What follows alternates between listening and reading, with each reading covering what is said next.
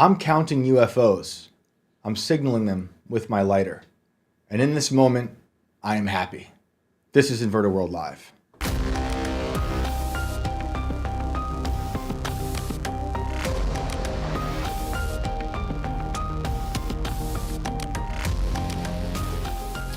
Well, I'd say I wish you were here, but here you are, and we're happy you're here. I'm very excited about today's show. I have a good friend in, and I'm Shane Cashman, by the way, if you don't already know that. This is Inverted World Live, and I'm joined by Alex. What's up? What's up, Shane? How's it going? It's good. So the opening lines you might recognize from the old classic song, Wish You Were Here by the band Incubus. That is a band I love, a song I love. One of the first conversations I ever had with my guest was about that band Incubus. And after I booked him for this show today, turned on the radio, I heard that exact lyric. I was like, what a perfect lyric to hear. Because we're talking about UFOs, and we're talking about Ian Crossland. How are you? Very good, man. I am happy. I'm not in key at all. Doesn't matter. Happy. It's such a good song. He even says it out of key. I wish you were here. So good. Yeah, he like goes out of wish you were here. He goes kind of out of key on purpose while he's singing it. I love Brandon Boyd, dude. Yeah, it's great. It's great. So we've got you. We were just talking about the image that people might be seeing. Oh yeah, the thumbnail. So you guys probably saw that. If you guys are watching, you've seen the thumbnail, and there's the glorious picture of Ian Crossland. When he sits down just before going live, he's like, "That's AI." We should if we could pull those two images up side by side, that'd be awesome. Oh yeah. I sent one to Shane on Slack. It's eerie. The original one. I didn't even question it, and I'm the one who's always so suspicious of AI. And I was like, Ian certainly must have made that pose. And you said, I've never made that pose. I'm telling you, dude, AI has eclipsed the uncanny valley. It's not good. We are now in a state of discerning reality from fiction in a realm that is like... Is this good? Well, it's neutral. It's powerful. It's inevitable. Inevitable is a good way of putting it. So I just assume, I don't think of it as good or bad because of its inevitability. It's just like deal with it as reality and move on. Look at this, people. So that's the AI image. I tweeted that out, I don't know, a couple months ago or something. This is definitely not an image of me from my last film. Look at that horse's ass. It's so big and fat. It's like not real. This doesn't really... It doesn't look AI to me. It doesn't look AI. I know. You know, they do horse hooves quite well. You know, usually the hands are off, but there's no hands, only horse hooves. And I do know horse hooves. But in particular, my face, it's a little round compared to my real face. But you wouldn't, I mean, if I had eaten, 20 pounds of whatever, you wouldn't know. And I tweeted that out. I was like, this is AI. This is not real. What did you put in? Me in Westworld or? No, someone else made it. One of my made it. Fans on Discord. We have a Discord at the Crosslands Discord, and they put it in the AI images. And I saw there's a bunch of them I tweeted out around this time of like me as a wizard, and they look real, like absolutely like stills from a movie I did. Right. And so Jessica, when she was sourcing thumbnails, grabbed it and put it on the Inverted World thumbnail. And I looked at it, I was like, oh, that's a good picture of me. And I was like, wait a minute, that's AI. I don't think you're supposed to give your secrets away. Now they know. No, we should. I like the transparency. Yeah, of course. I think we should see the how this works and how I was tricked, because I think it's inevitable, but this is bad, dude. Because we're all going to be replaced. Do you not think that, or do you think like is humanity going to integrate with AI, or are we going to be replaced? Well, replace, like, the thing about replace is, like, if I took a picture of you and put it online, that's a replacement of you. Yeah. Technically, it's a picture. It's not you for real. So, yeah, we are being replaced. But we used a thumbnail to promote a show with a fake image of you. Without knowing. And that's going to evolve. It already is. You see Hollywood dying. And you see people writing scripts and the scripts being made, probably the scripts being written by AI and also being, quote unquote, for those listening, filmed, in AI. Have you seen any of those videos? No. They look like AI. It's not like the picture of you, but... Oh, maybe I have, where it's like Skyrim as imagined in 1950. Right. And it'd stuff be like like a lone warrior. And it's got like the AI voice with Right. the old 50. Dude, those are amazing. I could watch entire movies like a Lord of the Rings from the 50s. I would. Some of them, they look so good. The Simpsons as imagined as the 1950s. Right. And if they made it an entire episode of it, I would love to watch something like that. I've never watched it. I don't participate in AI. That's why I feel a little bad, even using the AI image of you. You do participate. Now you're an unwitting participant. I don't feel good. I've never used Chat GPT. Oh, you've never even talked typed to anything Grok. into it? Never. What I about refuse. Suno? Shane's Never. paranoid about everything. I don't like so. it. But the thing But is, it's it's no gonna matter trip me what. If It's you gonna- want to or not, Yeah. it's coming. It's here actually. It's not good. See, and now even though I don't participate willfully in AI, we all are participating because it's eating us, from the internet. That's like the thing raw. about like Ludditism of like, I'm not going to use the thing. It's like, Right. dude, it's here, man. It is you already. There's no avoiding it. All the information and stuff is being influenced by it anyway. Right, like Grok, and not just Grok, but Grok for sure takes everything we say and turns it into its own thing. Do you ever- that's how it's using it. Have you ever used Grok? Never. It's Never. interesting. You can ask it about yourself. Right. And like, what's his relationship with Ian Crossland? You'd be like, what's Shane Cashman's relationship with Ian Crossland? It'll tell you about it. I don't like it. Tim once on IRL he asked, I think it was Grok, who I was, and it felt dirty. That it knew me sort of, and it scoured the internet and gave out some like paragraph on who I was. And the more you make on the internet, the Right. more honest you are about who you are, the Right. more AI is effectively going to be able to replicate you. That's why I gotta dial it back.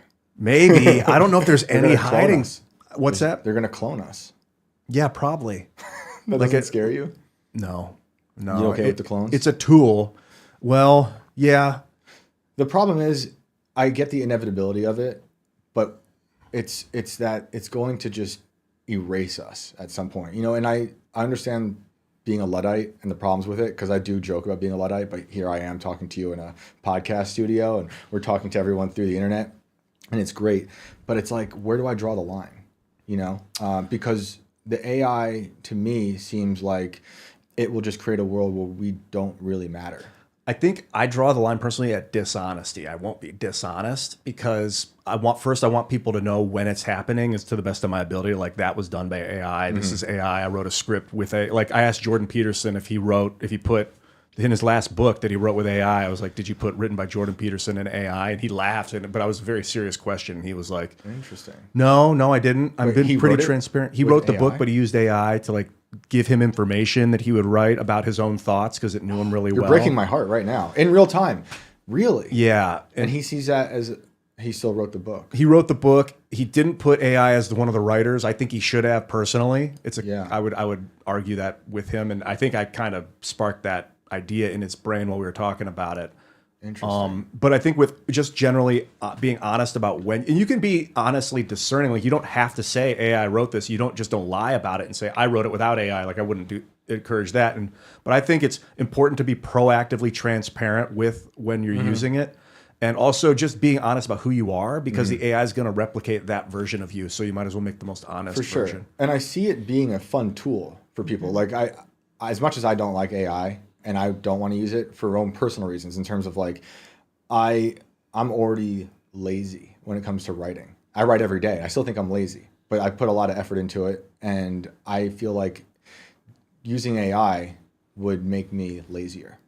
And then maybe rely on it, like people taking a drug that they feel like they have to keep taking to enhance whatever performance, whether it's sports or art. On the other hand, I get that there will be people who can use AI to make really interesting things, where they're still integrating humanity into it, but it's not totally made by AI. So, because there's always new things. People could go back and look at like an 808, and there were people around the beginning of music using 808s or synthesizers. What's 808? Like the drum pads. It'd be like a heavy like drum, like techno beat, different types of drum sounds. And, people would hear stuff like that back in the day, in the 80s, I guess, when it came out or when it was popular, and say, well, that's destroying music. But it didn't. Music still goes on. But you could argue that it did, and see things on radio that seem to have like 30 writers and AIs probably in it. And I'm also seeing people share songs online that they think are real. So that goes back to what you're saying with the dishonesty. For instance, I saw months ago Tony Hinchcliffe and Rogan listening to a Kanye song, and they were like feeling it. Like, this is so good, right? But it's AI. Oh, man. It was really well done.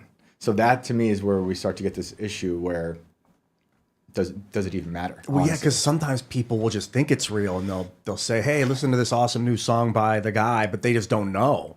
And that doesn't mean that they're lying. I think there's going to be a huge issue with that moving forward. Like with artists saying, we never made this. Someone's making money off of it somehow, and people are loving it. I think it was Post Malone who said there are people putting his voice into songs and making personalized songs. It's not just him, but he's the one who brought it up. And they're just putting out songs like Happy Birthday, sung by Post Malone, but like to someone specific. And it gets weird, you know? How are you going to regulate that? And should you? Well, also then there's the problem of if someone does something and then they get in trouble for it and they're like, I didn't do that. That was AI. And like, how do you... Dude, remember how many years ago was it when these guys around here made your voice AI? But can't you put like video through like an AI, like a website or something that tells you like what is AI and not? I don't trust those. I don't know. And I bet supposedly you can supposedly, of course, and then it keeps getting better. It's like encryption and encryption cracking, and then you make better encryption. That then you make an encryption a hacker that can break the encryption. And the same thing with AI detection. AI will be so good that the machine won't be able to detect it for a period, and then they'll make a better detector. Then they'll make a better AI to outsmart the detector. So like you can never. It's like a lie detector test. You never truly rely on one of those things, but that is a good tool to be able to have at least some potential. But if people start to rely on those things as like 100% detection methods, that's probably a problem. Well, there may not be another way. Like what else? Well, as a person who doesn't trust AI, I don't trust the AI to tell me it's AI or not. You know, I have an issue with even trusting that. It's like these Google directions. Whenever it's like turn right here, I'm like, maybe. Right. But I'm going to zoom out and check the things before I go because I've had it lead me to the wrong place. Oh, yeah. Yeah. But I want to embrace technology. I don't hate it. And I'm not a full-on Luddite, although I do like Amish people quite a bit. They won this election in Pennsylvania, at least. And I think they live a beautiful life. We could argue that as well. But I think we've been consumed by technology and rely on it too much, which is another reason I start to worry about humanity outsourcing all of their knowledge to some external thing that can't even be fully reliable. Yeah, at least not yet. I guess the counter would be like books and writing. That's technology and invented technologies. That's another way to outsource our intellect and our information is to put it down on paper somewhere or on a tablet. And a guitar, that's a technology. For sure. That at some point people were like, how dare he do some unnatural sound? Why doesn't he use his body for that? And it's like, well, I have this tool I can outsource my abilities to now. Yeah. So I'm all about it personally. That's good. I've noticed that there's not that we're almost the same age, but people who are much younger than us have no problem with it. I've noticed. And maybe because they've inherited a world where it's more prevalent, so it's not as weird to them. Whereas I did grow up on a farm in the middle of nowhere I didn't have a computer until I was 20. Everyone else did, but we didn't. I didn't have air conditioning. I didn't have anything really. I had a TV, an old Magnavox, looked like a giant coffin on the entertainment stand. But big one. Yeah, a real big one. But so that's also my own personal issues of distrust and not having technology and learning to use computers way later than everyone else. So I got to work that out. I think I would be willing to put my brain into a neural netted matrix just to coexist because I think it's coming anyway. And as you said, the young kids are going to accept it as face value. Whatever reality is when they wake up, their consciousness dawns, they're going to be like, this is reality. So I fully embrace everything about it and we'll use it. That's what we do as humans. We're adapt to our current surroundings. So someone's going to need to get in there into the matrix and maintain order and stability and goodness in that system. Otherwise, weird forces are going to tweak and bend the minds of those that use it. So I feel like it's like a duty almost. Who can we trust to run such a thing? Only ourselves. The community, like a community of people, the same way we trust the community of people to govern in the United States. Right. Decentralized, localized governance. For that to work, it have to be a smaller groups within the neural net to run it because too many people with smaller governance in charge of a consciousness inside of a neural net you can easily manipulate that. Yeah. Localized nodes, similar to how we have cities or in towns that govern themselves within states, within countries, or within world. I think this is the future. So decentralized nodal governance within the matrix. See, I'm not going to be part of that world. Well, you're going to be part of it whether you're in it or you not. may not have a choice. I'm not. Just roll with the punches. Because you're talking about a Neuralink situation, you're okay with taking the implant and then. So you're not. It would be I would be more into the wireless connectivity. I don't want to wire anything. How does that work? It'll eventually be neuromagnetic feedback where you just have a radio frequency. Basically, you're seeing it in your memory. Okay, so you're not entering it through brain chip. It just seems too risky to plug my brain and drill in without like people that are paralyzed. I get it. It's like what the opportunity cost of like, what if it goes wrong? What if the implant goes defective? Right. But for me, I'm super healthy, so I don't want to twist my brain with cords right now. Right. That I get the temporary or the short-term fixes with Neuralink and how it can cure seizures. Like supposedly it's going to cure epilepsy. It's going to give people sight again, hearing again. We got Nolan Arbo. I forgot how his last name is spelled. Arbo. He's the first Neuralink patient, and he's paraplegic.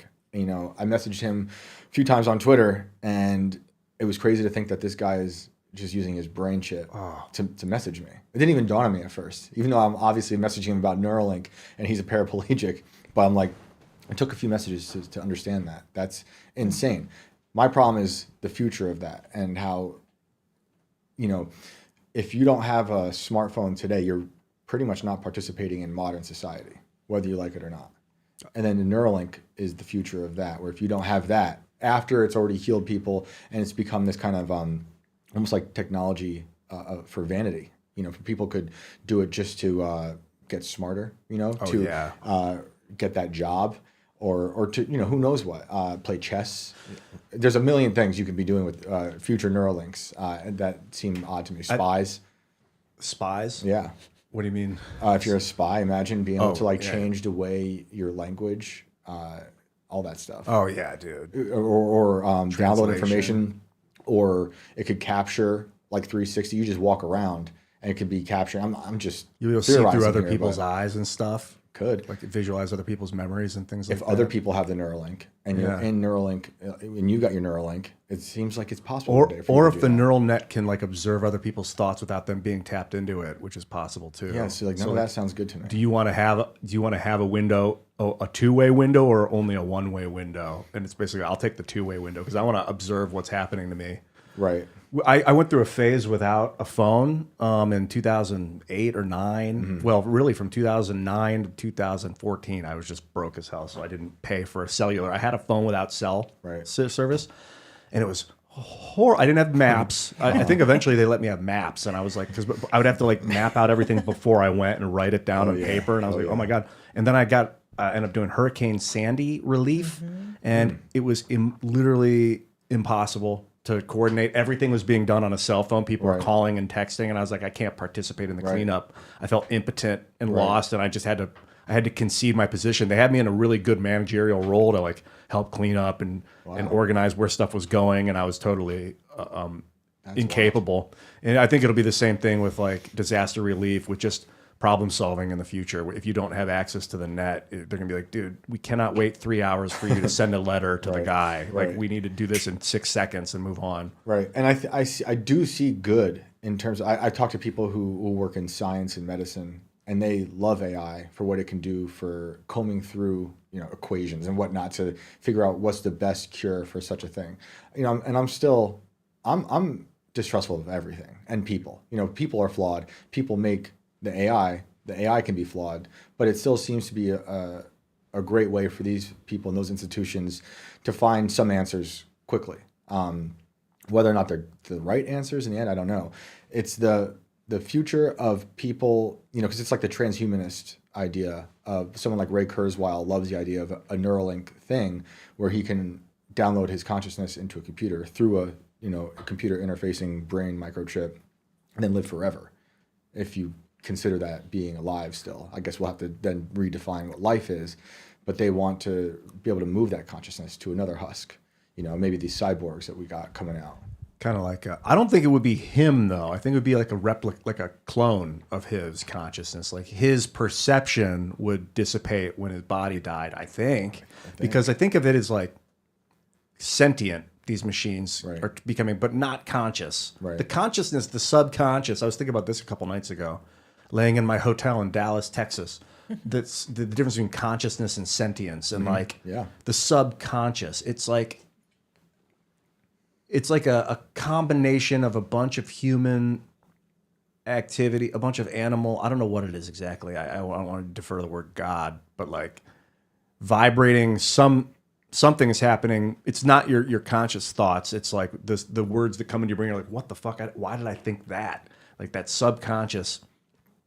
Maybe that's the sentience, that's the actual sentience. And then where your consciousness is like your forethought, your ability to create thoughts, and I'm going to decide to look at that now. Right. Whereas like the feelings and emotions I'm having about that are like the sentience, the sentient observation, whereas the consciousness is like the descriptor, like the casing of it. It's the focused funneling of whatever was happening in the pool of the subconscious. I think the subconscious is a way to talk to God. I think that is connected to God. I think imagination can be a way to communicate with God, with a supreme being. But I think, yeah, I don't know what the future of humanity and our subconscious will be like when we're all interfacing with computers, and will it just decay? Maybe, yeah, because in this metaphor, the subconscious would be the sentience. So it would be like consciousness and sentience being subconsciousness.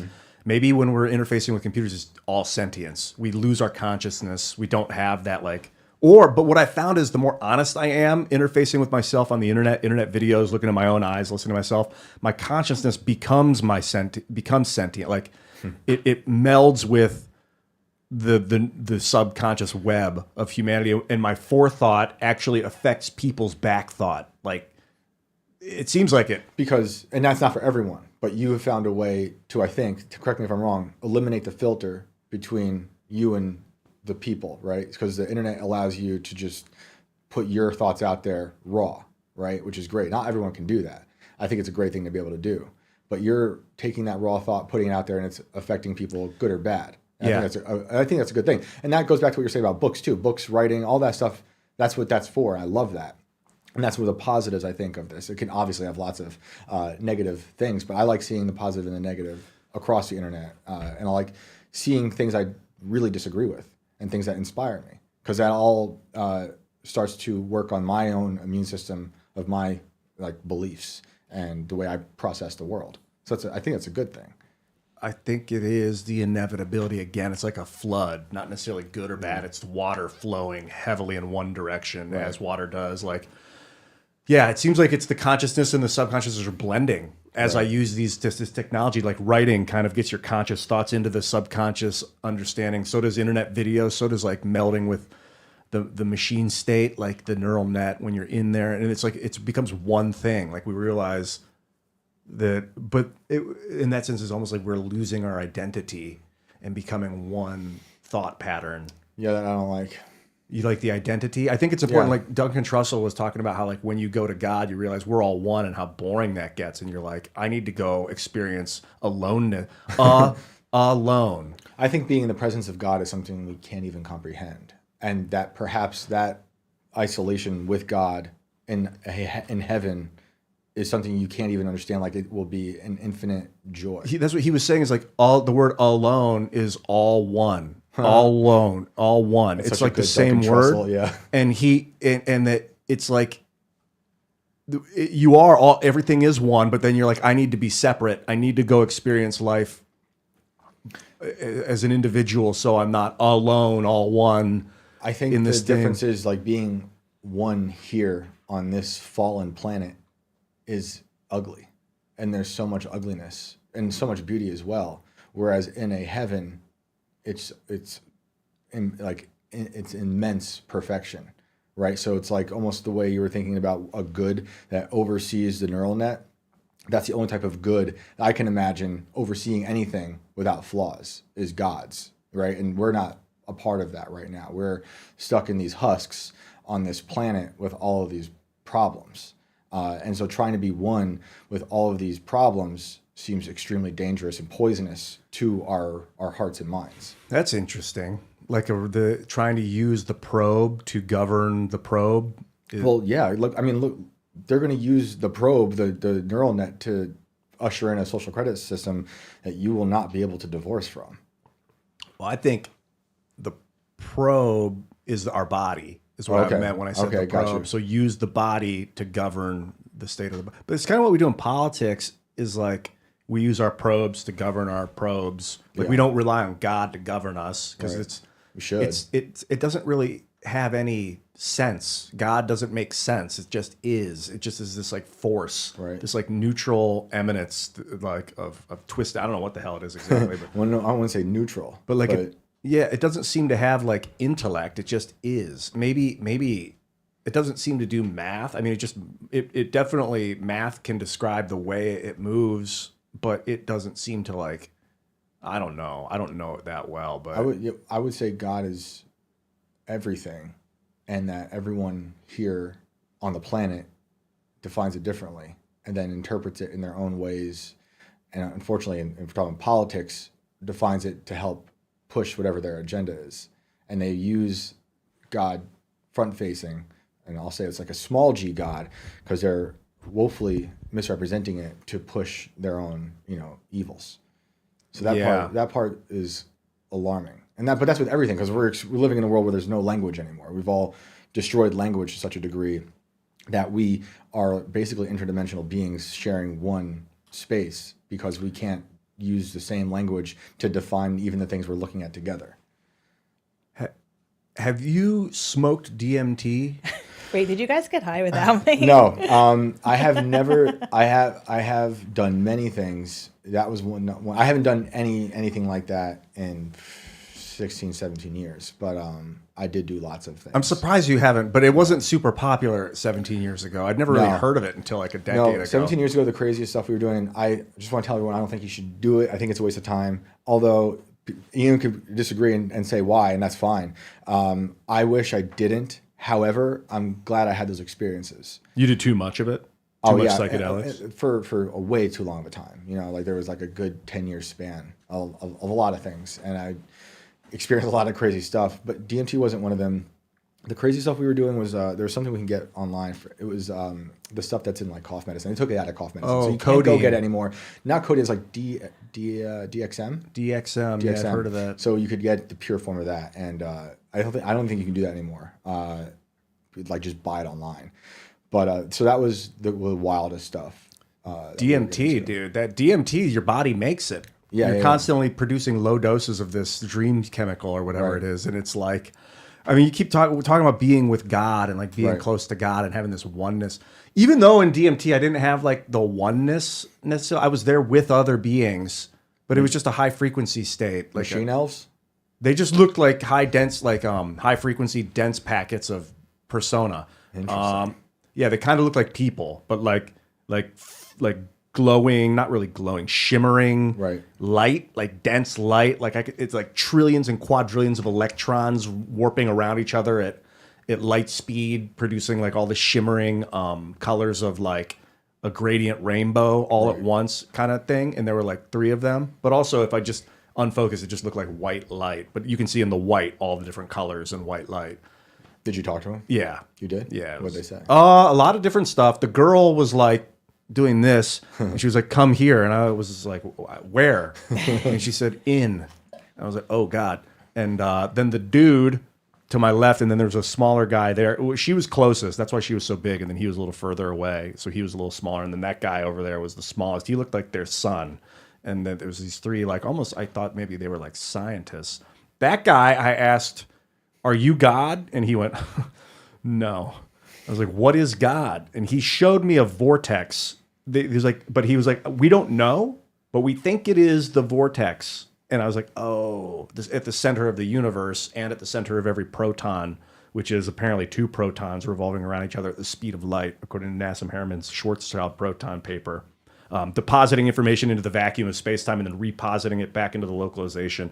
And at the center is a miniature black hole of density. So there's this like tiny little vortexes all throughout, and there's subatomic spin probably as a result of all these little vortexes. And that God itself is the vortexual force, large and small. And you were looking at one of those? No, I asked him, "What is it?" This is as the visions were fading. He was still present for questions. He's like, "I'm still here if you want to ask." And it just showed me a vision of it. I say he because it was a masculine kind of energy. I asked him, and then like my vision was overtaken with the shock of the vortex for a moment. But he was like, "But we don't know. We think it's that." I stopped doing all of that because I felt like I was entering places I shouldn't be. entering. I felt like it was opening doors to bad places. And this is before I even believed in God at all. At the time, still an atheist. But I was getting so much anxiety from opening those doors through the things I was digesting that I, in my waking life, was like, I can't keep opening these doors. From my experience, I've taken psilocybin and LSD, smoked salvia, MDMA. Yeah. DMT is not like that. Interesting. It's a different, it's like a reality check. Right. It's very clean. I feel very real. It feels very real. The other stuff is like warping visions of reality, all the twisting chemicals and stuff. DMT is the most normal, like, oh, this is what we are at that frequency. Now here's the body, the tool, the probe that we're using. That thing, it's not like an additive. It's almost like it removes these additives of meat and chemical so that you can see purely. It's like you think those things are here all the time. Yeah, taking the DMT eroded that curtain. Lifts the veil. Right. There's the word apocalypse means apo is to remove, Right. and calypse is the veil. Right. The removal of the veil to the true seeing. See, and now I hear that, I'm like, I don't know if the apocalypse is something I want to be partaking in, you know? Even if it's like a personal kind of ego death of sorts into another place, it seems like, you know, in the past 2 years, I've been pretty heavy with reading the Bible, and so now I'm like, you know, I see a lot of things because I'm reading that a lot. And so when I hear that description on this side of things now, I hear it as almost like this is an eating the fruit type situation that I should not be partaking in. Oh, maybe, because after I did it, I was like, I don't even need to be alive anymore. And Right. my friend Stephanie was like, you need to be alive. You're Yeah. Ian Crossland. You do a political show on YouTube. We need you here. Because I was like, I think I'm done. I think Right. I accomplished everything. I can go back now. And she was like, no, you need to be here. I don't like. Even though it seems like, would you say it was an ego death of sorts? Yeah. But not like where Because it's good to get rid of the ego, for sure. I don't know if I want to go through those lengths to get there. I don't know. Death isn't the right word. It was like an ego on hold. Ego was put on hold. Right. That's good. That's good. But it came back. But when it came back, it was like, I don't need it anymore. Right. Like You've I really experienced life without it. Yeah. It was like life. It was like it was like they were like sentient beings. They weren't living. Right. They weren't living in the sense that they were animal life, plant life. They weren't living. They were Right. just sentient consciousness. And I was engaged with the sentience without the life, the living. Obviously, I was still living, and I didn't blast through. Like a lot of people, they say take a huge hit and hold it as long as you can, Right. and then you burst into this reality for 15 minutes. You're in this Right. like perceptual state. But I only couldn't get the element on the thing hot enough, and I was vaping it. I wasn't smoking it. I was vaping it, so I was heating up glass, and it was warming up and heating up the crystals, which were then giving me vapor, Right. which is apparently a lot cleaner than if you burn the crystals themselves and breathe in the smoke. Yeah. Couldn't get the glass hot enough, so I was just like peering through the veil as opposed to blasting through. I was just like lifting it up and looking in, and they were like, come in, and I was like, they're in, and I didn't have I could feel like, that thing, that like that visor of three-dimensional reality is like back, and I'm like, okay, but I couldn't get in. I could kind of like relaxing wasn't enough to get into it. It wasn't enough on that state. That's my second experience with it, and both times I didn't blast through. I just peered through. Interesting. Yeah. Psilocybin, I did a bunch, and every time it was a negative experience in the first like 30 minutes. I think Hunter Thompson used to call it the fear, when you take something and you know there's no going back, and the fear would take over. And each time I would be different people, different groups of people. This is like my early 20s, late teens. Every time after the fear consumed me, I would pass out. I'd get like cold sweats and then wake up. And this is weird because I'm on a show now called Inverted World Live. And I didn't even think of this when we came with the title. But when I came to, everything would be upside down. My vision was completely inverted. Oh, that's how your vision is normally is upside down, and then your brain flips it. I didn't like it. And my friends, and this is from different groups of people, all said I sounded like I spoke upside down. Like I felt not right. I was like, I'm never, obviously I kept doing it. And my last time I did a very small amount, and it was a nice time, but I was like, that's it. I'm done. I don't need to do this anymore. And I should say, unlike eating the fruit in the Bible, they became fearful of death because it gave death, right? What you're saying is you did not fear death. Did you fear death No, before? no longer. I was like, oh, well, if death is that, we're good. Right. That's cool. That's like a good place to be. That's like a very calm, normal like reality. And then my fear is, and this is because I'm like a crazy person, is that just false reality that we're being invited into? That's not the nice place, right? Like I have a friend, older guy, who was into astral projecting, and he would just bounce and be in there, and had a really good friend. He would say he sounded kind of like the entities you're talking about because he couldn't really describe them physically, although they were an entity, right? And they could talk, and he'd go there all the time and talk to this person. And then some other entity came in after a while. It was after multiple trips there, and said, "You're talking to the devil." And then he was just overcome with fear, and then never went back. Oh, and he was afraid he was going to be stuck there. that other guy might have been lying. Totally. They from my experience, and I've only gone in twice. I've only peered through twice. The first time there were no entities available, but I saw my buddy across the room who was like also, and I only smoked a little, and I could see gravity sucking him down to the planet. I could just see like the effects of. I was like, oh, I got an objective view of like the third dimension. I was like, wow, gravity is powerful. Like our bodies are this whole like this thing. Mm-hmm. We're desensitized to seeing it, but if we could go out into space, our faces would be up. Right. Everything would be like lifted, and I could see like gravity just. But this is the second time was with the entities, and I realized talking with other friends that have done it, like if you're afraid when you do it, they're going to be terrifying. They're going to look like demons. They're going to act like demons because that's who you are. You're just like if you're angry and you're thinking about something, you're going to have angry thoughts about the thing. Whereas if you're in a good mood and you're thinking about something, you're going to have good thoughts about the thing. It's the same with visualizing these spirits or these people or personas. I guess they're personalities, so I call them people. But Right.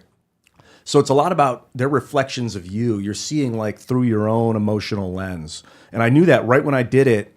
I had the choice. I'm like, okay, I can be afraid and see the demonic, or I can be relaxed and calm and see the love. So I chose the love, and they were like very gracious and thankful and happy for me to be there. They were like in awe, staring at me like, he's here, he can see us. The one guy was like, oh my God, he can see us. And they were like, it was like they were scientists on a ship, and I teleported into their teleporter, and they were like, he can see us now. Like, oh my God. Like they were like, You're like a ghost to them, or an alien, or I don't know whatever. if they could always see me, and they were just watching me like a TV, and I was just a character on a TV. It's like if you're watching a TV show and they looked at you and was like Shane, Right. and you'd be like, what the Yeah. fucking hell? That's I think what they were Right. experiencing. That's wild. But they were being gracious. Yo, Nice. yeah, the girl was like full on. I've done this a million times. Come here, like I don't know if she had or if she was just like I've been training my whole life for this moment. Don't let him know that I'm freaked out. She was doing a good job at like just inviting me in, and the guy was more analytical on the left, like watching, like observing, like holy shit. He I wonder see if, us. to segue now into UFOs, I wonder if people's abduction experiences could somehow be like this. Totally, dude. Right? Because most people always talk about being on drugs too. I mean, a lot of them could be maybe they weren't even on drugs, or maybe something else opened up something in their brain. Because Yeah. like you were saying, DMT is in us. Yeah. Right? Maybe they're entering, because it sounds like you were being studied to some Yes. degree, right? And that's what a lot of abduction stories sound like we're just specimens. Wow. Mind Interesting. blown. They were very interested in me. Interesting. You've been abducted. Wow. And if people go there against their will, like I was willingly ready to go Right. experience whatever was happening. So it didn't feel like an abduction. It was like I joined you. But for someone that is taken there or just has the experience against like without intention, Right. that would be, I mean, maybe not terrifying, but just like it would feel like an abduction. Like It I was might taken. Go back to what you're saying about the emotions you're projecting onto the situation. Because you went in with a good mind and you were positive. Other people might not even know why they're there and they're freaking out, you know? Right. And a lot of people, maybe, if this is just one way of doing it for abductions, it's like you don't have to leave, really. Because I've interviewed a lot of people who they have very vivid memories of being carried out of their bedroom window, and they're flying over. It doesn't mean they really left. And perhaps they also did encounter an entity, right? Maybe it all happened right there. Did you notice like a time? Time dilation? Like, yeah, like did you were you gone? Well, for longer, what happened was I vaped the stuff and I saw these ribbons. This is how it all started and came and appeared. It was like alphanumeric patterns, alphanumeric shapes, like an L on its side and like an A, sideways A, and like all these tiny little letters and numbers of different shapes, and like not all alpha English or anything. And they were like strands of them, and the strands started to move like ribbons, and then they took on a 3-dimensional, and I was like, whoo, I was in this like stereoscopic 3D realm of like void, where all these like patterns were spinning around, and then they took on the outline of the woman's arm, and she was waving me towards her, and then I was like, oh, and the shimmering, the color, first they took on color, like shimmering, and then they became the outline of her arm and her entire body. It was like these flowing patterns. And then, but it didn't feel like I went somewhere, but it felt like a new perception of a space, a new perceptual space opened up, or like I saw it in a new way. I saw, and what I was laying down, and when I would lay on the back of my head, it would be 360, except I couldn't see anything behind me. Oh, and wow. when I would, because I was still partially conscious, when I would lay on the left side of my head, it would be 3D, except the left part of the vision was vacant. There was nothing there. So it was like 270 degrees when when I would go on my right, it would be 270 degrees, but I wouldn't see anything on the right. So I was like, in low gravity, without all that pressure and compression, you'd have a much more open experience. Right. Were you into patterns and stuff, you know, before that? Yeah, geometric patterns. I kind of see music like that. I wonder if that also tweaks your perception of the experience, you know, because me and the issues I was facing, even though I didn't do DMT, I was kind of projecting all my own weird stuff into wherever I was going. So it was like my only way to interpret those surroundings was with the things I left behind in the world, right? And if you went in with your perception of like you're interested in patterns and stuff like that, maybe that helped you understand where you were. I bet so. That's probably the language they thought I knew. Right. They're like, let's feed him, Hit him with some whatever he understands. Right. Yeah. So UFOs are in the news a lot. This past week, did you see that there was a hearing? No. So Congress has had another hearing. Do you believe in aliens? Where are you with aliens? Well, I think we're talking about them right now. These it's high frequency, but then there might be like physical meat aliens. I just don't think those have ever been to Earth that I can tell. I've never seen evidence of it. It's a good name for a band, by the way. Physical meat alien. Physical meat alien. That's a sick name for a band, dude. Yeah. We're gonna start that now. So what do you make of like something having been so taboo for so long, like talking about aliens, and now it seems to be so untaboo that they're having these open congressional hearings and no one seems to really care? I think it was a red herring, a convenient boogeyman for people that are working on drone programs and like high tech military ops and stuff. That they've been like, all right, let's create an idea and then make it seem so taboo that it must be real to the people because they love a good conspiracy. And then because they seem to have crash landed a drone at Roswell and they were like, shit, tell them it was a hot air balloon. Shit, cover it up. No, it wasn't anything. And then they're like, oh, the people think now it's aliens. Right. Let's keep them thinking that so that we can keep working on our drone programs and our fusion packs or whatever the hell power tech they're working on. And maybe they had chimeras on board. Maybe they just put stuffed animals on board and told Bob, what's his name, Lazar, that it was like a real living creature, and they put like a little. Yeah. Maybe they're working on chimeras and they put them both. They're like, I mean, when you have high tech clearance, you might have access to the chimeric, gene splicing programs and the drone programs, and they're like, let's just really mess this guy up. They're 100% making chimeras. Yeah, we know that. That's like in the news for the past especially few years. in China, it's documented. They've been doing it. Especially in China, this isn't a chimera so much, but in recent news this is my favorite one. The guy who's going to federal prison for creating the mutant sheep. No, I didn't hear about that. What happened? I guess so. Everyone was like, "How could you get in trouble for doing this?" I guess what happened was he was importing illegal animals to then splice up and turn into this for hunting, but they're like giant sheep or giant rams. Really? And he's in prison, and the articles all say the rams have been confiscated and then put in a federal facility. Like, what are they doing with them? Why wouldn't they just kill them? They're probably doing because they're going to use them. Yeah, they're going to continue. They're going to put them in a flying saucer. There's some giant sheep in a flying saucer. It was similar to Operation Paperclip when the Nazis got smashed up. They just took all the Nazi work and they just continued researching it because it was good research. That's how we got NASA. We hired the guy who made the V2 rocket. And I say good research. It was effective research. It was functional research, even though it was done on humans in bathtubs with like whatever the hell. Yeah, horrible stuff. and honestly, they were really bad. But I always say the Unit 731 stuff was even worse. The Japanese research. Yeah. That was just I only an know this abomination. To scratch the surface. They were like cutting people open, vivisection while they were alive, and studying them. They were freezing people's hands and shattering them while they were alive. They were putting people in pressure tanks and seeing how much they could give it till their eyes popped out. And this was Japanese against Chinese prisoners of war. And so, like Paperclip, to a degree, I don't think we really hired them, as far as I know. But we went in there after the war was over and said, we're interested in this research. We're going to give you all immunity, and we just want all this research. And then not soon after, we started doing a lot of weird experiments on the American public. So this guy imported like sheep and ram that were illegal, and then the government or whoever it was came in and confiscated the research? I guess it was either parts like, of the animals or them. But yeah, Okay. So it's not really chimeras. Like he wasn't, I don't think he was making Frankenstein he wasn't creatures. gene splicing? I don't think so. It's like a 70-year-old dude. I don't really know. I talked to him briefly. So I tried getting him on the show.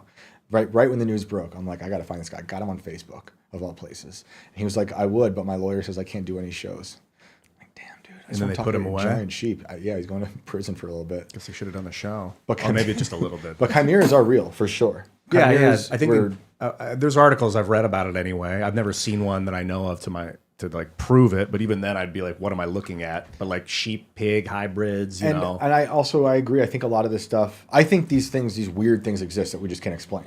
And even though I'm very suspicious of the hearings, and I'm very suspicious of the government telling anything, like I should be like, oh wow, thank you for telling me the truth all of a sudden after lying to me my whole life. And like, now I believe you. I'm not there. And they're saying things like, we are not alone. They're saying things like, we've got biologic specimens from crashes, and that we are reverse engineering these technologies. Well, maybe they're recovering like Russian drones, and the Russians have been working on chimeras, and they're like, what is this creature? But like, I don't think they'd be so idiotic that they would assume it was off-world. So I think they're lying. I think, right. Like, you just reminded me of something. I'll pull it up real quick. This is, I reference it all the time, and I knew we were going to talk about it. I want to bring up this one article I think is just so crazy. And, but it's about having, oh geez, where is it? It's about off-world things or non-Earth stuff, and I'm like, what does that mean? They just say it so casually, and I never really hear a follow-up by what do you mean by something. I just want to make sure I get the phrase right, because I think it's so wild, and it's only from like 5 years ago. Here we go, people. This is from a New York Times article in 2021. Mr. Davis is someone from the Aerospace Corporation, a defense contractor, said he gave a classified briefing to a Defense Department agency as recently as March, back in 2021, about retrievals from off-world vehicles not made of this Earth. So just BS, right? Or are they telling us this and it's real and no one cares? No, I think he's full of shit. Who said that? Some defense contractor. Yeah, some Who believes guy defense contractors that they stuck on. I don't. Like how? Yeah, exactly. How convenient. And he had no evidence. He didn't Lockheed show. Martin. Did he show the device or anything? You know what? And maybe looking at your response, I'm trying to find a more positive attitude now of why people don't care. As I keep saying, like I love referencing that, because it's a pretty wild thing to say. Even though the New York Times we know is a lying crap organization, right? For forever, definitely since World War II. Maybe people just intuitively know this is BS. Probably. And there's like, oh, we're not buying it. Show me pictures. Because like one of these guys at the hearing the other day, Elizondo, he's like one of these big whistleblower types from the government, who's part of this, retrieval program or study program for UFOs. I refuse to say UAPs, by the way. It's UFOs. Yeah, unidentified aerial phenomenon. Give me a break. I don't buy the rebrand. But he was at a UFO party, private UFO party. That's how it was. That's what the article said. I don't know what that kind of party I want to get I don't know what that means. Yeah, like where's our Invite invite? But he shared this image of a mothership. He said it was an alien mothership floating over some city. And like a day later, he was like, yeah, it was a total fake. I'm sorry. So I'm like, Lou Elizondo did? yeah. Okay. Yeah. So I'm like, why do I believe anything you guys are saying? None of it. Is it a distraction? Yes. From what? What do you think? From the 3.1 trillion that they were unable to come up with in the audit, the Pentagon, things like that. Yeah. They want to control people's minds with like weird things they can't prove and without evidence. Right. It's a very, very effective way to manipulate the masses of people. I agree. But one it doesn't make sense. 2, there's no evidence. 3, they've shown distrust through the New York Times and the government's willingness to lie. So those 3 things together, but particularly no evidence. You get 8 scientists from around the world, wherever, 8 different scientists, all like holding the metal in the lab with the the radioscopic microscopes, showing the chemical outlays of these materials, being like, we don't know how. Look at the molecular formation of this. It was obviously forged in a star somewhere. Like, you get those guys all coming together and like showing, then I'll start to really take interest in that stuff. Yeah. Until then, I don't trust any government statements. Same. And there's also been like this coordinated effort throughout the past 5 to 10 years of all these different government officials saying that they believe in aliens all of a sudden, which always makes me really skeptical. And I also want to say for anyone listening, like, I always get a lot of flack for questioning this because people really want it to be true. And I think there is something out there happening. We just don't understand. But I don't think we're getting the official story through the government. They're working on talking plasma, which is a technique. You can read about this on militarytimes.com. Talking plasma is where you take lasers from a base station and hit them at a point in the sky or somewhere, and it causes a ball of plasma to erupt. And then you can move that around with laser pointers and move it around real fast, and you'll see this plasma ball moving. And on radar, it looks like a craft. They'll be like, how does a craft move at that speed from underwater into the atmosphere? Because it's fucking laser pointers, and they can teleport sound through the stuff and images. So like expect false flags in the state of like a mothership in the sky where they're like, we have come, and people will be like, ah. Now you're talking my language. This is Project Bluebeam material. Oh, literally? Like, this is what a Bluebeam situation would look like. It could be aliens or even a projection of some type of deity, right? It could be Christ, projected into the sky. And the theory would be that it's to consolidate power and to get everyone behind this giant awe, love, or fear of whatever they're projecting in the sky. Expect it subtly too. So like it just to be at like 4 p.m. on a Saturday over Tulsa, Oklahoma. Tulsa's in Oklahoma, and like for like a few seconds, and then people will start whispering about it, and then like another month later, you see it again somewhere in China, and it's like more people are talking about it. Like it probably won't be so overt as to be like, I am God, come to save you. Like they'll subseed it into the consciousness, but people have developed immunity to this crap. That's the thing. And I've been starting to think about Bluebeam differently in the past few days, as opposed to kind of like what you're saying, where it's not going to be this giant image that original Bluebeam, the theory proposed, that all of a sudden, whoa, my goodness, there's something crazy in the sky. We all got to like fight it or love it, I think this disclosure is like, it's a slow burn. Bluebeam could be a slow burn to try to, that's their method of trying to get everyone on board by slowly just mainstreaming the idea of extraterrestrials and then convincing you with something, an event. Oh, yeah. That's what I think that's what's happening. They're trying to it. Trickle it out so that they can. It's called the jab, right hook. It's a business tactic too. With I think Gary Vaynerchuk talks a lot about it. You want to give a little, and then you hit him with the big ask, like subscribe for $10 a month or whatever. Like here's a video. Follow me on YouTube. Right. Here's the thing. Same with disclosures. Yeah. And I think. I do love how humans have become so resilient to being tricked. Mm-hmm. I still get concerned with religion, just in general, like ancient texts, and people are like, "Look, I don't believe CNN, but this 2,000-year-old book, I'll believe it without question." But that book has gone through so many people and generations. So is CNN. CNN's only gone through 10 years, 15 years. How many people are involved with overseeing that? So many. Sorry to interrupt. But no, it's fine. I love this conversation. I think there's been so many generations of people pouring over the text, but it's obviously that's not even easy for people to agree on, because we've had schisms in the church. We've had multiple religions spill out of this religion and that religion. We've had offshoots and all these different things. But I see more, obviously, from my point of view, realness from an ancient text like the Bible than I do from any like crap we're getting through the TV. How? What is it about a 2,000-year-old book that makes it seem like because it's real? What I see in it is that it's talking about real stuff. Is a divine truth that stretches through every generation, and it speaks to like a blueprint of human suffering that is as relatable today as it was thousands of years ago. There's a lot of that stuff in it, right? Like, and that's not in CNN. There's a lot of like good messages in it of like wisdom, of ways to behave, like the 4 agreements, right? But the stories about like supernatural stuff of like miracles that people don't do today, because it's like, well, it's not technologically capable to do that. We would need some other tech. Right. But the books is like, but they did it 2,000 years ago. Right. Don't even think to question it. I would argue they're still happening. I think miracles are happening every day.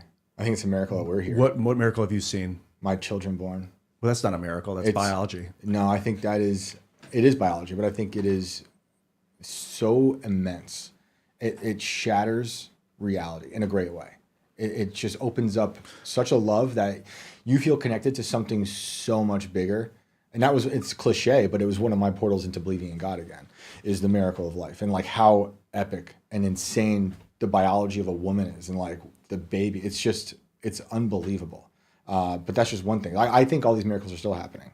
I think you see them every day in your life. And a lot of people have stopped seeing them. They've turned themselves off to it. Almost like how we're talking about these other dimensions you can enter through like a DMT. I think, you projected your psyche into that situation. I think a lot of people have turned off their perception to miracles because we've been so watered down. The people's perception has been watered down because of TV, social media. We should define miracle for sure if we're going to talk about them, because childbirth is not a miracle in my opinion. It's just nature's just part of life. Yeah, it's functional biology, Right. but like things that cannot chemically happen in scientific reality, like that someone wrote a story and there's like but it happened before, without evidence, and for anyone to think that that's true is like, what the, like, come on. We need discernment across the board if we're going to survive as a species. Right. And it doesn't always mean that you're going to like the things that are real, but I think I see it every day in everything in life. I see even people say Trump not getting assassinated was a miracle, but I have questions about that whole event myself. But as in, it maybe wasn't everything we know it was in terms of all the things surrounding it, right? But like people say that was a miracle. I think there's so many miracles, and they don't have to be defined as one type of thing. I think miracles are relative to your experience as well, and they could be as a small thing as something you think of as a coincidence, which I don't believe in coincidences anymore, or they could be as big as like a vision that you had, or some type of prophecy, or hearing from God. that stuff I think is real. All that stuff in the Bible where like people heard words of wisdom from God, I think those are real. People having visions. Yeah, but only because I've experienced it myself. So before I would have told you it was bullshit like 20 years ago, but now that I've... Doesn't that open you up then to the idea of miracles? I wouldn't call it a miracle, How do you though. see miracles? What do you like? What's your definition? A miracle is... What is the definition? Is it something that is outside the realm of science? And that doesn't mean it's impossible, because sometimes we don't always... Not everything we can't see isn't unreal. Like things can happen that we can't explain necessarily. So maybe what is it? Should Something... I use ChatGPT? Yeah, No. Let's see what the AI... All right, let's see what AI says. A miracle is an extraordinary and remarkable event that is often seen as beyond the explanation of natural or scientific laws. It is usually attributed to a supernatural or divine cause. In religious or spiritual contexts, miracles are often considered acts of God or a higher power, signifying divine intervention in the natural world. Miracles can also refer to highly unlikely but beneficial events, sometimes used in a metaphorical sense to describe a situation where something unexpectedly positive happens against all odds. So that would have been like Trump nearly missing the bullet is the second version, an unexpected, really good outcome. But the way they describe it, a miracle, it's it's on a spectrum. It's a huge definition. Because it's multiple definitions. Because I still see the miracle of life when it got to the religious part, but then there's things in the first part that AI was giving was like, things beyond expectations. And then to connect my idea of the miracle of life to the first part of that definition, I'm thinking of like, I know a family who they were told, you could never have kids. You will never have kids. Sorry, you're barren. And they adopted. And right when they adopted and signed the deal, she got pregnant against all odds. It was just... And so they have an adopted child and they have a biological child. Yeah, I had a friend who went through a similar thing. But I that's did not Reiki necessarily a miracle either. I think that's for sure. Because that could just be a bad doctor. And the body's built to regenerate too, so like it can kick back on when it's been turned off. But like the part of that I really want to focus on and hone in on the definition is like outside the scope of understanded science, whatever that was. Like we can't explain why the lightning struck, but it did. Therefore, miracle. Like back in the day, they didn't know about runaway breakdown or like electrons and things, so they would just say. But when it's just have discernment about when things happen, but then also about people telling you something happened without any evidence. So like, if a guy wrote a book about 500 years ago that a man flew down on a carpet from the sky and shot lightning at people and grew them big and then ate his children and then vomited them back out, like, I call bullshit. That is not human. That is not something that happens in this reality. That is a lie. That's a made up story. Just this year, I'm pretty certain Odysseus is a real story. Of what is a real story? The Odyssey. It sounds like what you're describing. Homer's The Odyssey. It sounds like you're describing like Zeus and stuff. Yeah, Kronos ate his children and then vomited them back up. Okay, obviously not. It was a story. I don't know, dude. I'm bored with it. Well, maybe the Bible just exaggerates, and it's just for storytelling purposes. I think it's literal. Wait, hold on. You're the skeptic. How could you? Because I know. I know. Do you see what I'm dealing with? I know. I know this is very complicated, but this is where I'm at now. That book has become my only anchor in reality. And we could all go back to saying, well, this is because he's a paranoid person, is anxious, and he needs this. And maybe that might be. But I feel very confident in my heart that what I'm reading is literal. Why? But I don't. This is what I know. It's like cognitive dissonance because I can't even explain.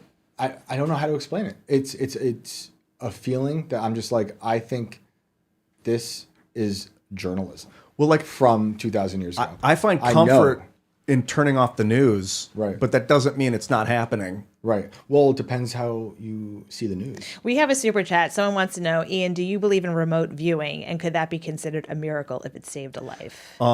If it saved a life, I guess there's a lot of definitions of miracle. I think remote viewing is real though. Mm-hmm. Like you were saying, your buddy or someone had an abduction where they like flew outside of their house. Like your sentient consciousness might be your sentient, part of your reality might be able to perceive things outside of your own eyeballs. So I do believe in that. But I don't think I think it's just like sometimes things, I don't know exactly how they saved the life through remote viewing, which is a badass story in and of itself. But I don't know if I would use the word miracle because I'm starting to understand the science behind it. See, where I'm at with that is science, not the modern deranged science that we're living through right now, but science is a way for people to put words to miracles. Because I think everything's a miracle. I think the fact that we're here is a miracle. All of this is miraculous. And we started to define things through science, like lightning. Be like, this is what's happening. But it's like putting a human language to God's creations, right? And then what science is today, a lot of the deranged science, is people trying to play God by manipulating the world through their science, I don't know. Someone's saying maybe, Ian, if you believe and pray honestly for a miracle, then you'll know. So think really hard about it, I guess. I love prayer. I think prayer works. With prayer, I started doing like, please give me the thing. But then I was like, no, what you want to pray for is thank you for giving me the thing. Thank you for allowing me to have it, even before you have it. Well, you could ask for help. You don't have to necessarily say the word give. Like you could change the, please help, maybe a help.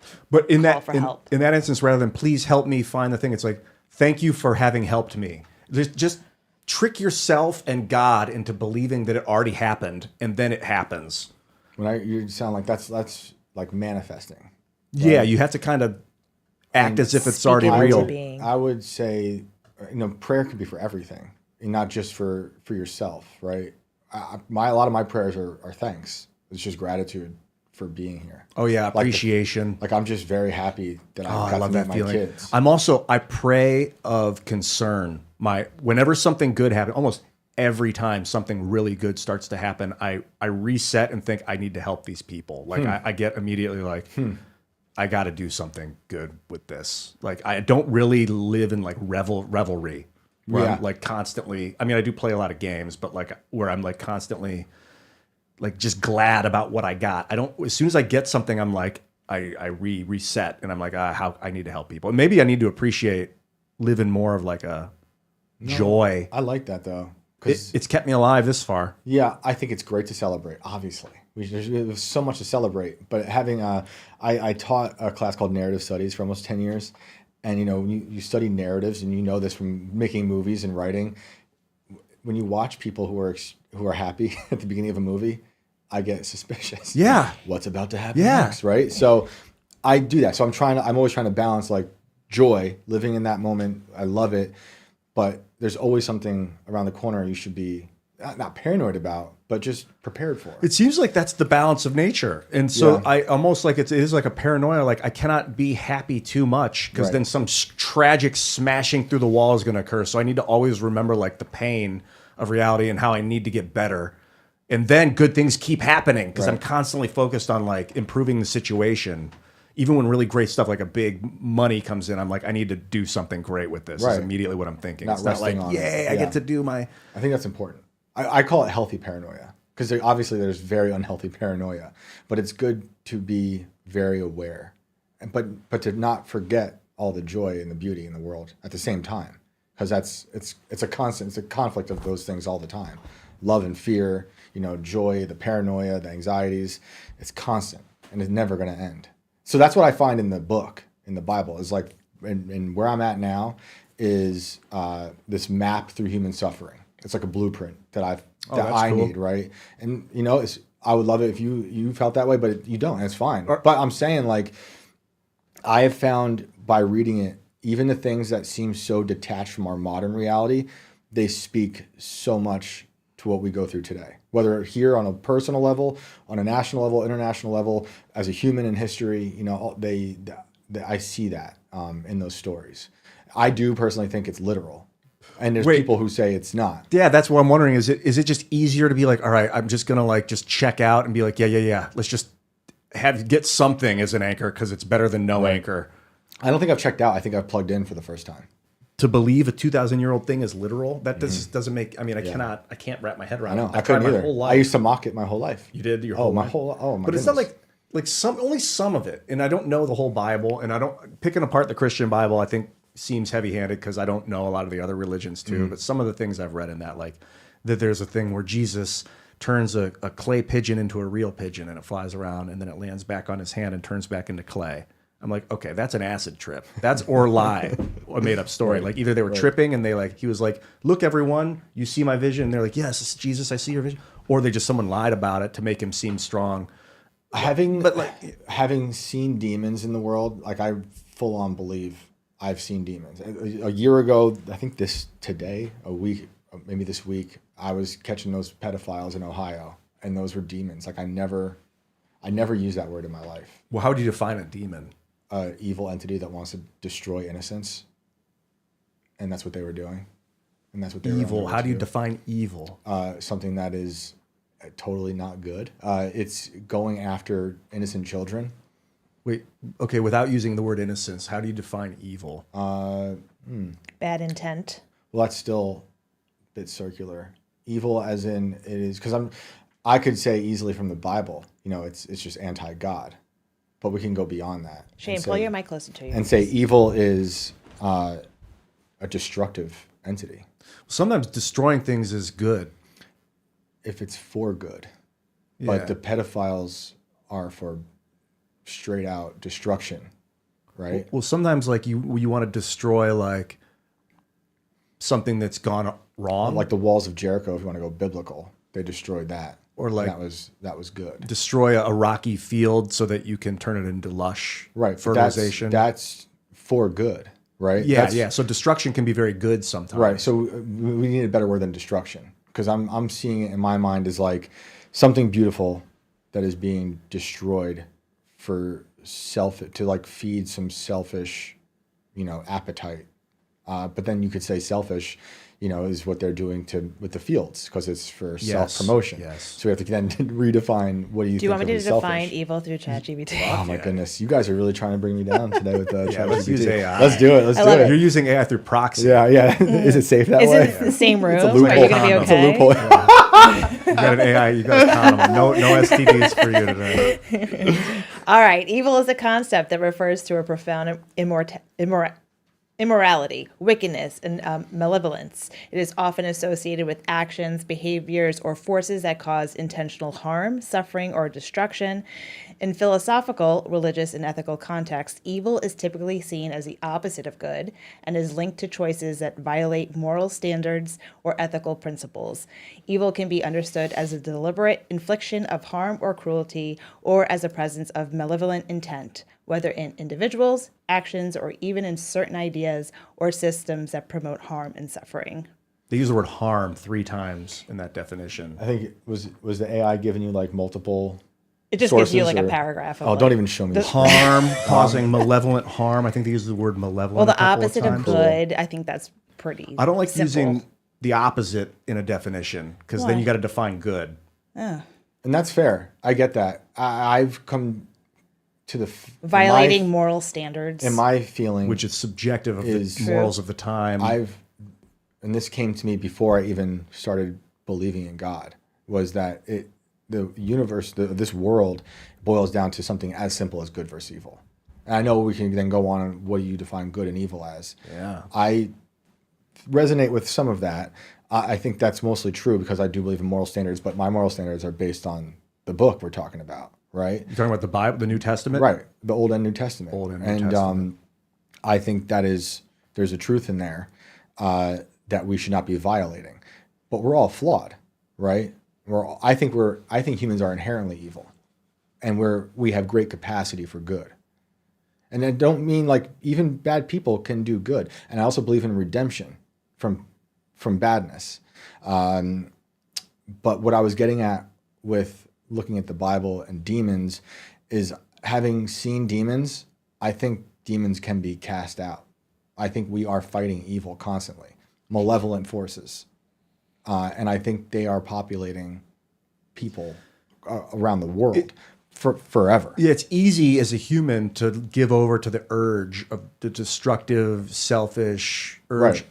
Like killing and taking to consume is one thing, but causing pain because you get to watch someone suffer is like another level. That's malevolence, I guess. It's like I want to rip the wings off the butterfly to watch it wiggle around in agonizing pain. Right. Like that's like, and when I'm like, wow, that's dark evil. Like that's Right. really Unit bad. 731 was evil, But they were doing research, so like, but doesn't mean that's good research. Like that Evil was research. That's evil research. I think. But what if there's plenty of it over here? what if they end up saving 1 trillion lives because of the agonizing pain they caused 500 I people? think it's pretty evil to get there through those wicked circumstances. I've always got like evil and good as subjective. It's obviously causing agonizing pain for no purpose other than to watch the entity suffer in pain is like hard to justify as good. That I cannot.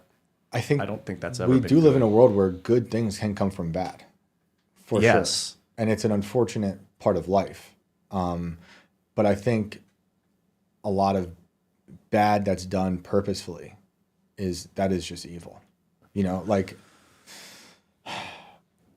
why does our government constantly experiment on us?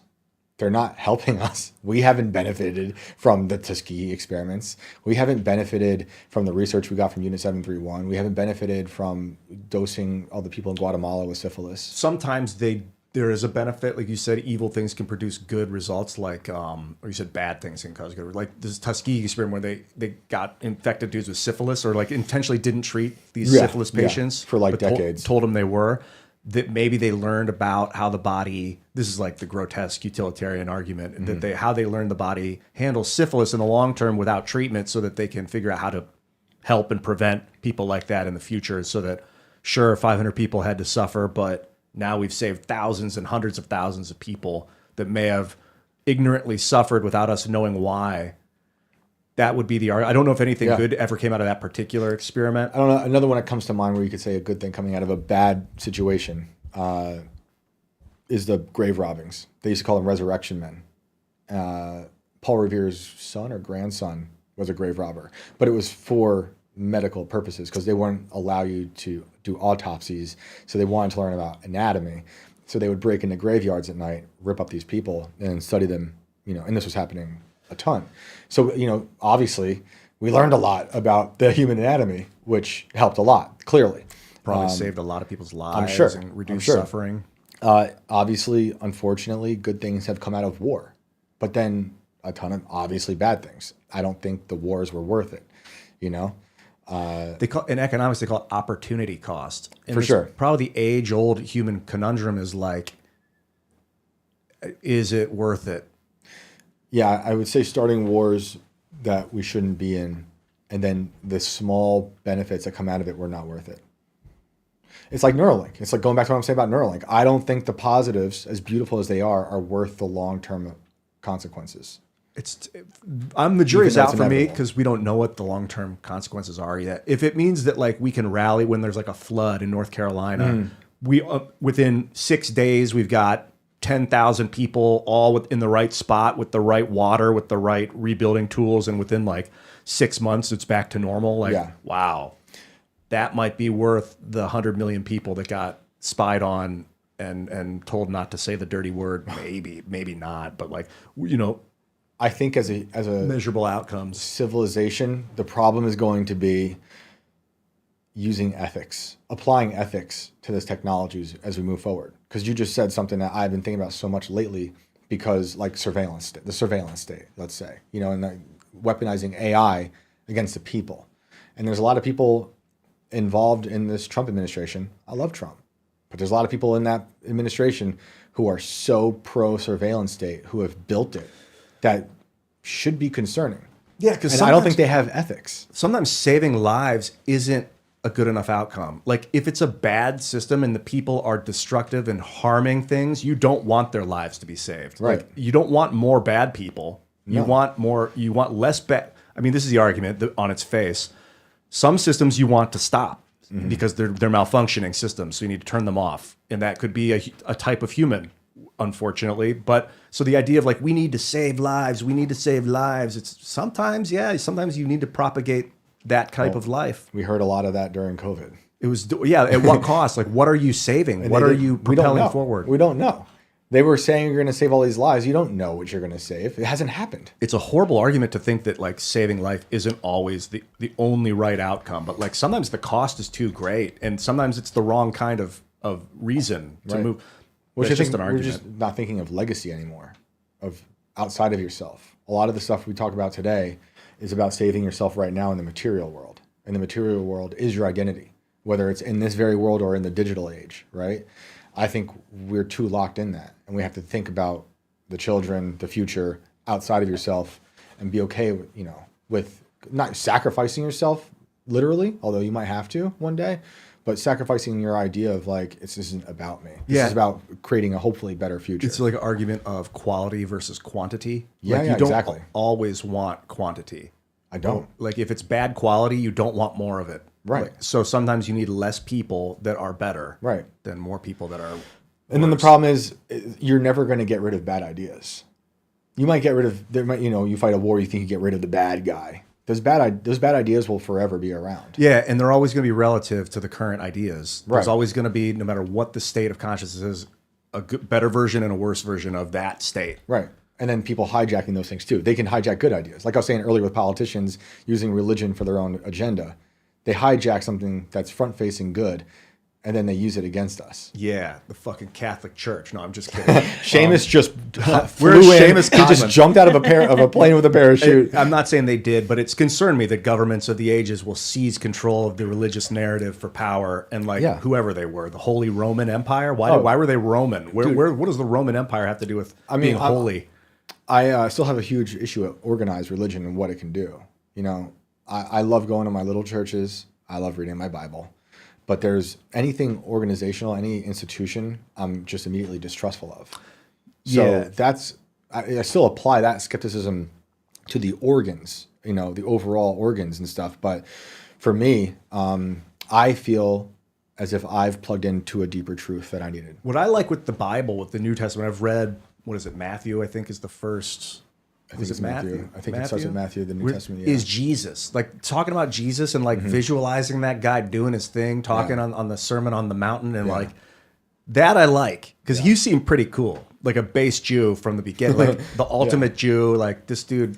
Not only was he was very critical of religion, which is what made him. This is why I think it's important to be critical of Christianity. Jesus was critical of Judaism. He came out not and was just like that. He was flipping tables. Yeah, He'd go in and say, "This is he was like, ridiculous." this 6,000-year-old religion has a lot of great stuff in it, but it's got a lot wrong. And these are what I think should be changed. And I'm saying the same thing about Christianity. I'm not saying but like we should all be critical, like Jesus was of religion, including Christianity. He would have wanted the same thing. I don't think he wanted a worship team telling him how great he was. He wanted real people to be doing good.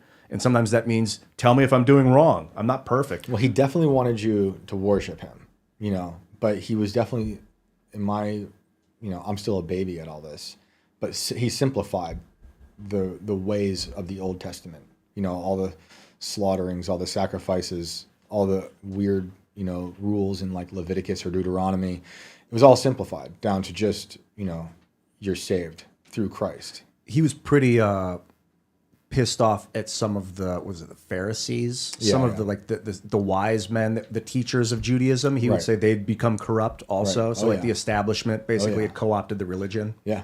Yep. Yeah, we should replicate that with Christianity. I think it's good to be discerning. Yeah, it's just like I was saying, these religions all experience their schisms. Their schism, and they just fractured into so many different things. Not even the people who read the same book can agree on its interpretations. Because there's lots of people who think it's hyperbole in the book. There's a lot of people who think they can interpret it to fit their modern sensibilities, and I don't think that's right. When you say the book, I'm like, I like saying it like that. But I like you're the critic. You're the one who's like CNN's bullshit. It's the only book. It's the only book you need. The book. It's the only the capital B book. Yeah, they call it the Bible. Dude, it's the sickest capital, book. But like Bible just means it's the greatest book. You should just read. It's a pretty good book. I've read portions of it. It's so good. Everything you need is in there. Should we take callers? Yeah. Hell yeah, let me just talk another hour on the book. No, let's talk about the book. Episode on the book itself. Yeah, who do we got? All right, let's see. I'm just gonna start reading scripture now. Hello. Howdy. What's up? Who do we have? Can you state your name, please? John. Hey, What's up, John? Name, age, date, birth. Hi, John. Social security Blood number. type. Don't give it all. What's up? What story you got for us, good sir? Are we live? Sorry, you're really loud. Oh yeah, we're live. Okay, cool. Sorry, I had the stream going, so I was like audio overload for a second. Can you guys hear me all right? Yeah, man, go for it. Excellent.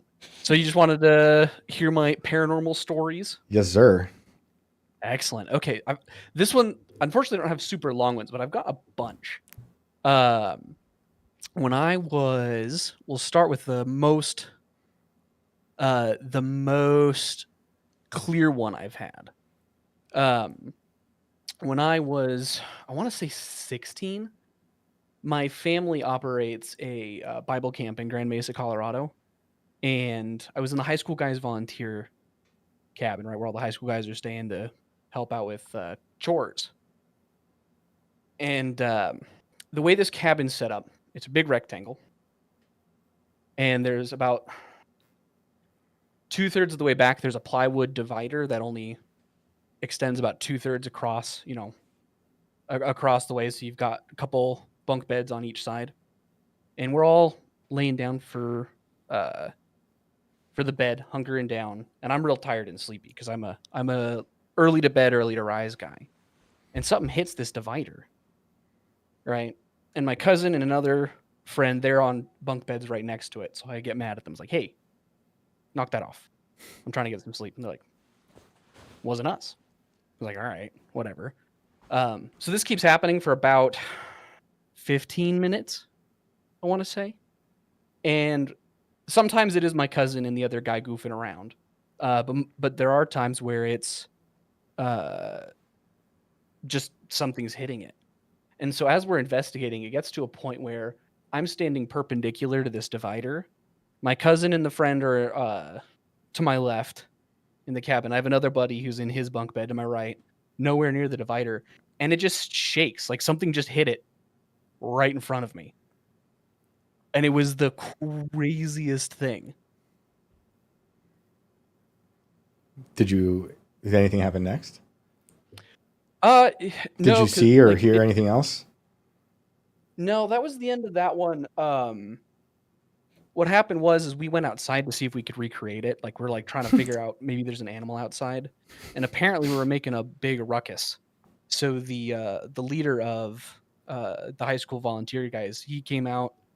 He's like, "Hey, what are you doing?" He's like, "Oh yeah, something was hitting the divider in here. We can't figure it out." So he prayed with us, and we just went to bed. And that was it? Yeah. Prayer's What do a you- very powerful weapon. What do you I've think? had What do you think that was? It was a miracle. I think it's water dropping droplets. No, I'm just kidding. What do you think it was? Since it is a place of spiritual warfare, it is. I'm going to be very careful because people are way too quick to be like demons. You're talking to But one right given now. that it is, what's that? You said you're talking to one right now. It's me. It's all demons. Look at those eyebrows. No, I'm not the demon. I just call everything a demon. You got demons all around you. So you're saying it was a place of spiritual battle, and you're Yeah. afraid to say it was a demon, but you think it was some type of bad entity? Very possibly. I'm not. Again, I'm not 100% certain what it was because like it was really. It was just the one night that it happened, and again, yeah, it's a place of spiritual warfare, so there's a battle for people's souls, so it's possible. The other possibility is, God, I'm gonna sound crazy, but I'm in the right place for it. One of the guys that was sleeping next to the bed, he had a real rough time. That was like a real rough period in his life. Hopefully, it's gotten better since, but I haven't kept up with him. I think his dad had left his mom or whatever. So what another possible explanation for it is in his distress, he was psychokinetically, I think is the term, striking the wall, which is way more innocuous because that's just a distress response. Right. I think there's definitely a possibility for people using their mind to rattle their surroundings. I've noticed when I'm playing video games, sometimes in a really intense moment, the game will freeze up. I don't know if it's coincidence. It's happened more than once. Interesting. Especially with internet, or like the internet will like freeze for a moment. It doesn't always happen, so it's tough to replicate. Maybe it's written into the game that way. Maybe. Might just be processing power, computational processing power. But then what is reality other than computational processing power? Ian, have you heard of information theory? Actually, very vaguely, but tell me about it. I guess I should rephrase this. My friend, Inspiring Philosophy, he's had a bunch of people ask to go on Timcast with you specifically, I think. Yeah, Christian idealism or information theory is basically the idea that the fundamental underlying substance of all reality is information. So the divide between what we would call the spiritual world and the material world isn't really divided underneath that the two worlds, material and spiritual, is information, which solves what's called the interaction problem. Like, how do spirits interact with the material world? And it's because we've got the same fundamental underlying substance underneath the atomic structure, and all that is information. There's like subatomic spin, but then that's all like momentum and vortexes, and that can be calculated geometrically, spatially, which is like, I don't know what's causing the data to process the way it's processing, because it is information, but like what's the cause? Is it just other information? That's a big question. I would say, from being a devout Christian, I would say it's information in the mind of God. It's like river flows downhill, not because of information, but because it's the path of least resistance. Is that that's how I see God, is it's a function of least resistance. No, I think God is the self-existent personal being, and it is a being with agency.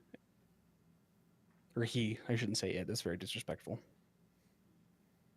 Agency, meaning that it has free will? Yeah. Dude, if black holes have free will, if that, I just would need to black holes calculate it are to believe it. Are contingent things, or things that exist, or things that cannot exist on their own. The only thing that can exist on its own is God. God is the only self-existent thing. But we're kind of straying a little bit from the original point of psychokinesis. A lot of poltergeist activity, when it's investigated, actually ends up being most likely psychokinesis of distressed teenagers. There's this study called the phantom DNA experiment, where they bombarded DNA in a vacuum with photons for a while, and then they removed the DNA from the vacuum, and the photon. It's by Gary Gaev is the guy's name that did the study. The photons stay in place and keep revolving around this vacant spot as if the DNA was still present.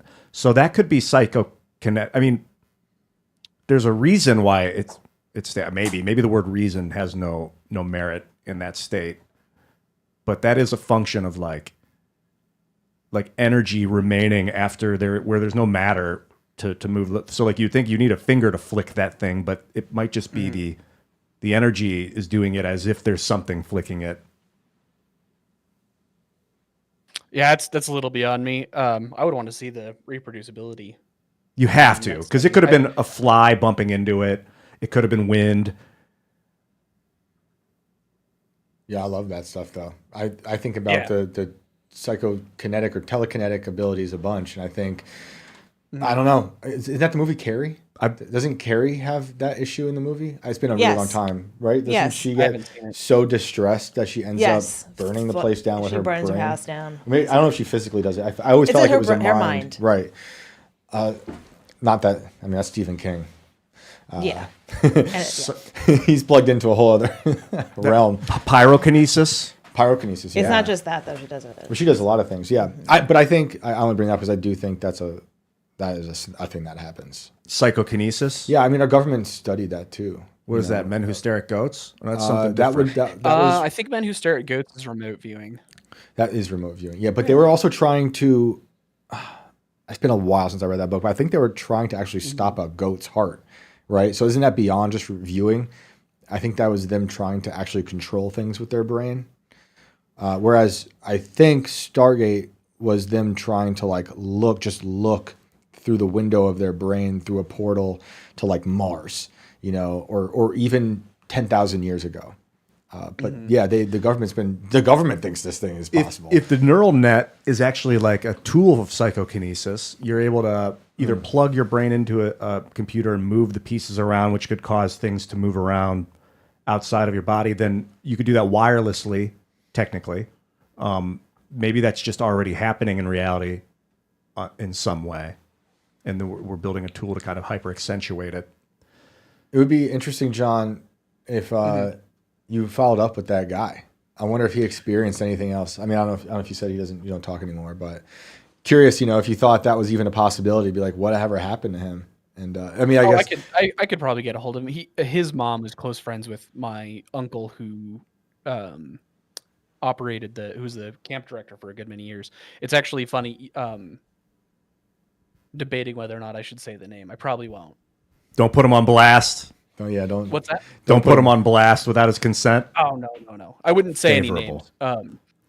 But there's Bigfoot sightings at the summer camp, the Bible camp, that are probably just my uncle and his brother, which is really funny. That's amazing. Yeah. Oh, so you're saying your uncle and brother could be Sasquatch?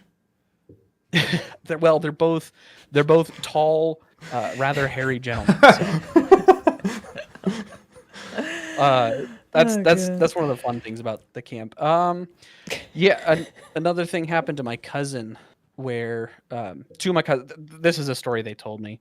Two of my cousins are hanging out in one of the cabins, and one's sitting on like a shelf, and then all of a sudden their face went dark, and they said move, and so the one that's kind of standing down from just on the ground moves, and a light drops right where they were standing, and the one on the ground goes, "Hey, good call out." And the one that was sitting on the shelf where their face went dark said, "What? I didn't say anything." That's good. Yeah. That reminds me of a story from we had a caller like a month or two ago who told us about, remember the guy who's at war and he was sleeping. I think it was in Europe during World War II, I believe. And someone came up to this guy and woke him up and said, "Hey, you got to move and sleep over there." And he got up and left. And then by the time he went to his other like battalion or wherever they were at, they were like, "Why are you here?"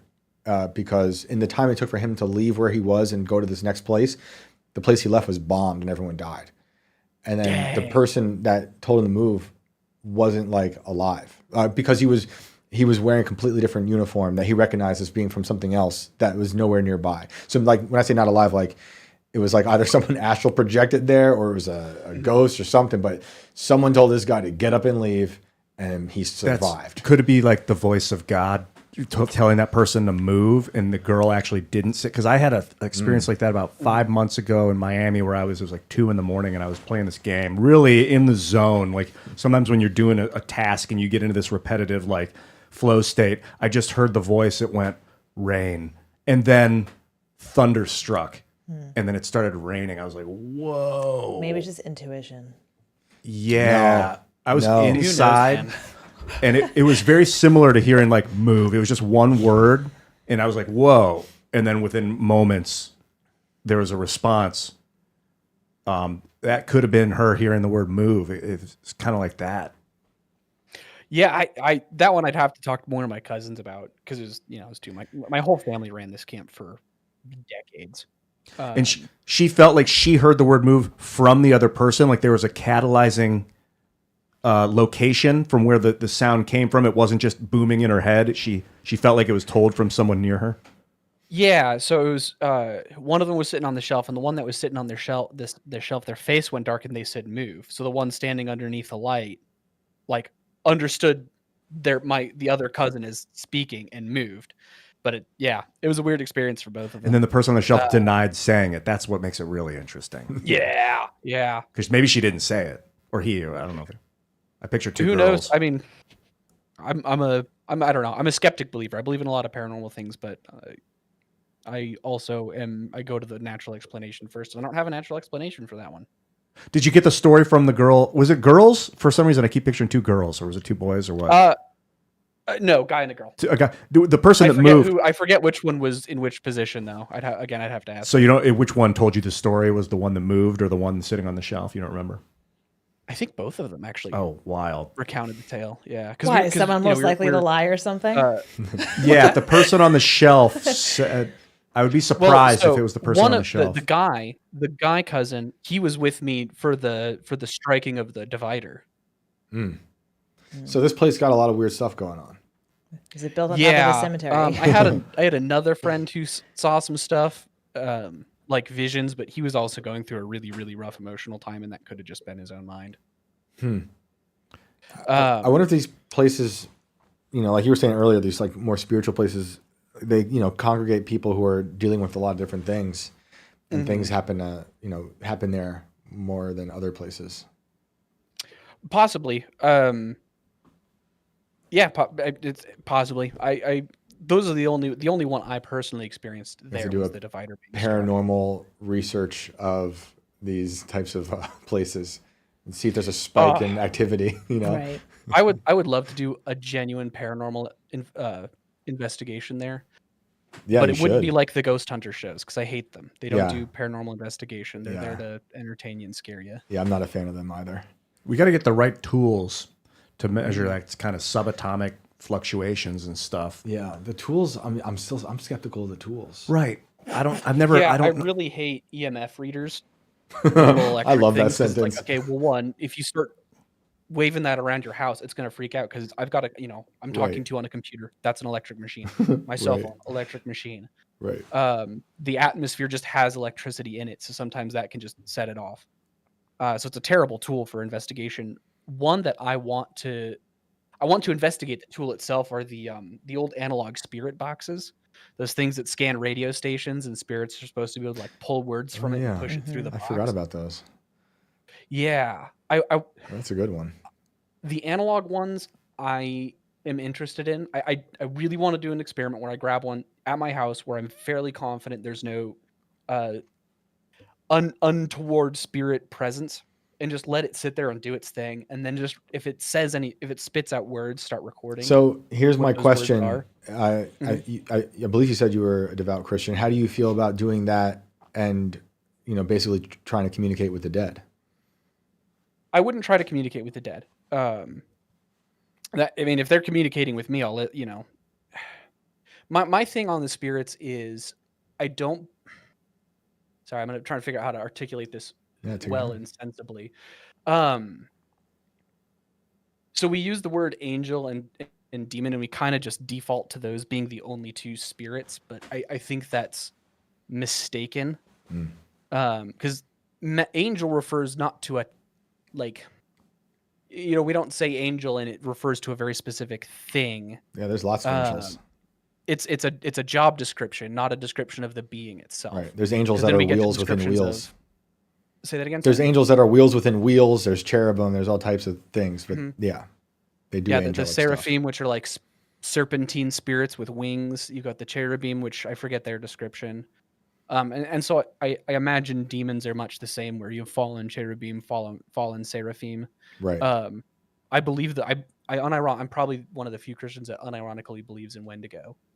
I think Wendigo are just people possessed by a particular kind of spirit that only exists in northern United States. Oh yeah, I bet Tony Merkel probably does too. Who that? Say again? Tony Merkel from the Confessionals. He's Christian, big into Sasquatch being a time traveling, portal hopping creature. I'm super skeptical of Sasquatch. I'm more open to the woodland forest spirit. Because Sasquatch was your dad and uncle. What's that? Sasquatch is your dad and uncle. We've covered this. Oh yeah. we only the one that the Sasquatch was on our show. We know for we did have Sasquatch on our show. Was it Andrew? No. Andrew, no. Mixed? No, we had You definitely got that Sasquatch a real thing going Sasquatch. on. I thought it was interesting how you said angels and demons are like job descriptions, in that a spirit can become angelic and then become demonic depending on their behavior. Excuse me, hiccup. I'm not angel. The word angel just means messenger. That's why it's a job description. That's why we describe seraphim and cherubim as angels. They're messengers of God, but there's very clearly more to the spiritual world than just what we typically think of as angels and demons. So to me, investigating the paranormal is not, I think of it as trying to just like discovering a new animal, right? Have you sorry to interrupt there. No, it's okay. You have to be careful, because obviously if you're doing this sort of thing, you can come across the demon, like the genuine demonic that's out there to hurt you, to lie, to destroy you body and soul. So there's definitely things that I would be cautious on. I'm not interested in contacting the dead. The Holy Scriptures are very clear that that's a no-go. But I have no problem talking to just a spirit that, maybe it's an angel of what we would classify as an angel on God's team. Right. Maybe it's just, that makes sense. So, and I don't know too much about it, but the Catholic Church does invest a lot of time into investigating paranormal activity. Are you familiar with Cameron Bertuzzi of Capturing Christianity? I've heard that name, but I haven't watched anything. No. Okay, he has a lot of interviews with various Catholic exorcists. Interesting. So those are interesting. Yeah. And then Jimmy Akin's Mysterious World. This is where I've learned so much about things like remote viewing. I would have never believed in remote viewing had I not listened to his podcasts on it, because he came out and was like, he laid out all the evidence for it. He interviewed some of the remote viewers, like one that saw he saw an alien moon base. Although this remote viewer and Jimmy Akin are both skeptical of that experience, just because there's remote viewing it's accurate enough that it's not like random. Right. It's accurate enough that there is something to the phenomena, but it is not accurate enough to be dependable. So if a remote viewer, especially something where we can't verify it, like the moon, right? Right. Although I'm pretty sure it is a moon base up there. It's the Nazis. I wouldn't be surprised. Are we allowed to say that on YouTube? No, yeah, for sure. The Nazis are inside the moon, and they're also in Antarctica. Yeah, you Yeah, just don't call people names. Just don't call people Nazis to their face. Right. Unless they came from the moon. Yeah, unless they literally were in the party, I guess. Last time I was on a YouTube stream, I accidentally made a joke that was too edgy. On that note, John, we have to let you go. No, that's fine. Thanks for having me on. Hey, John, thank you so much, man. We're glad we got you on. Thanks, man. We Later. also have one more caller. Sick. Bring him in. Is Damien? Damien, what's up? I think that's his name.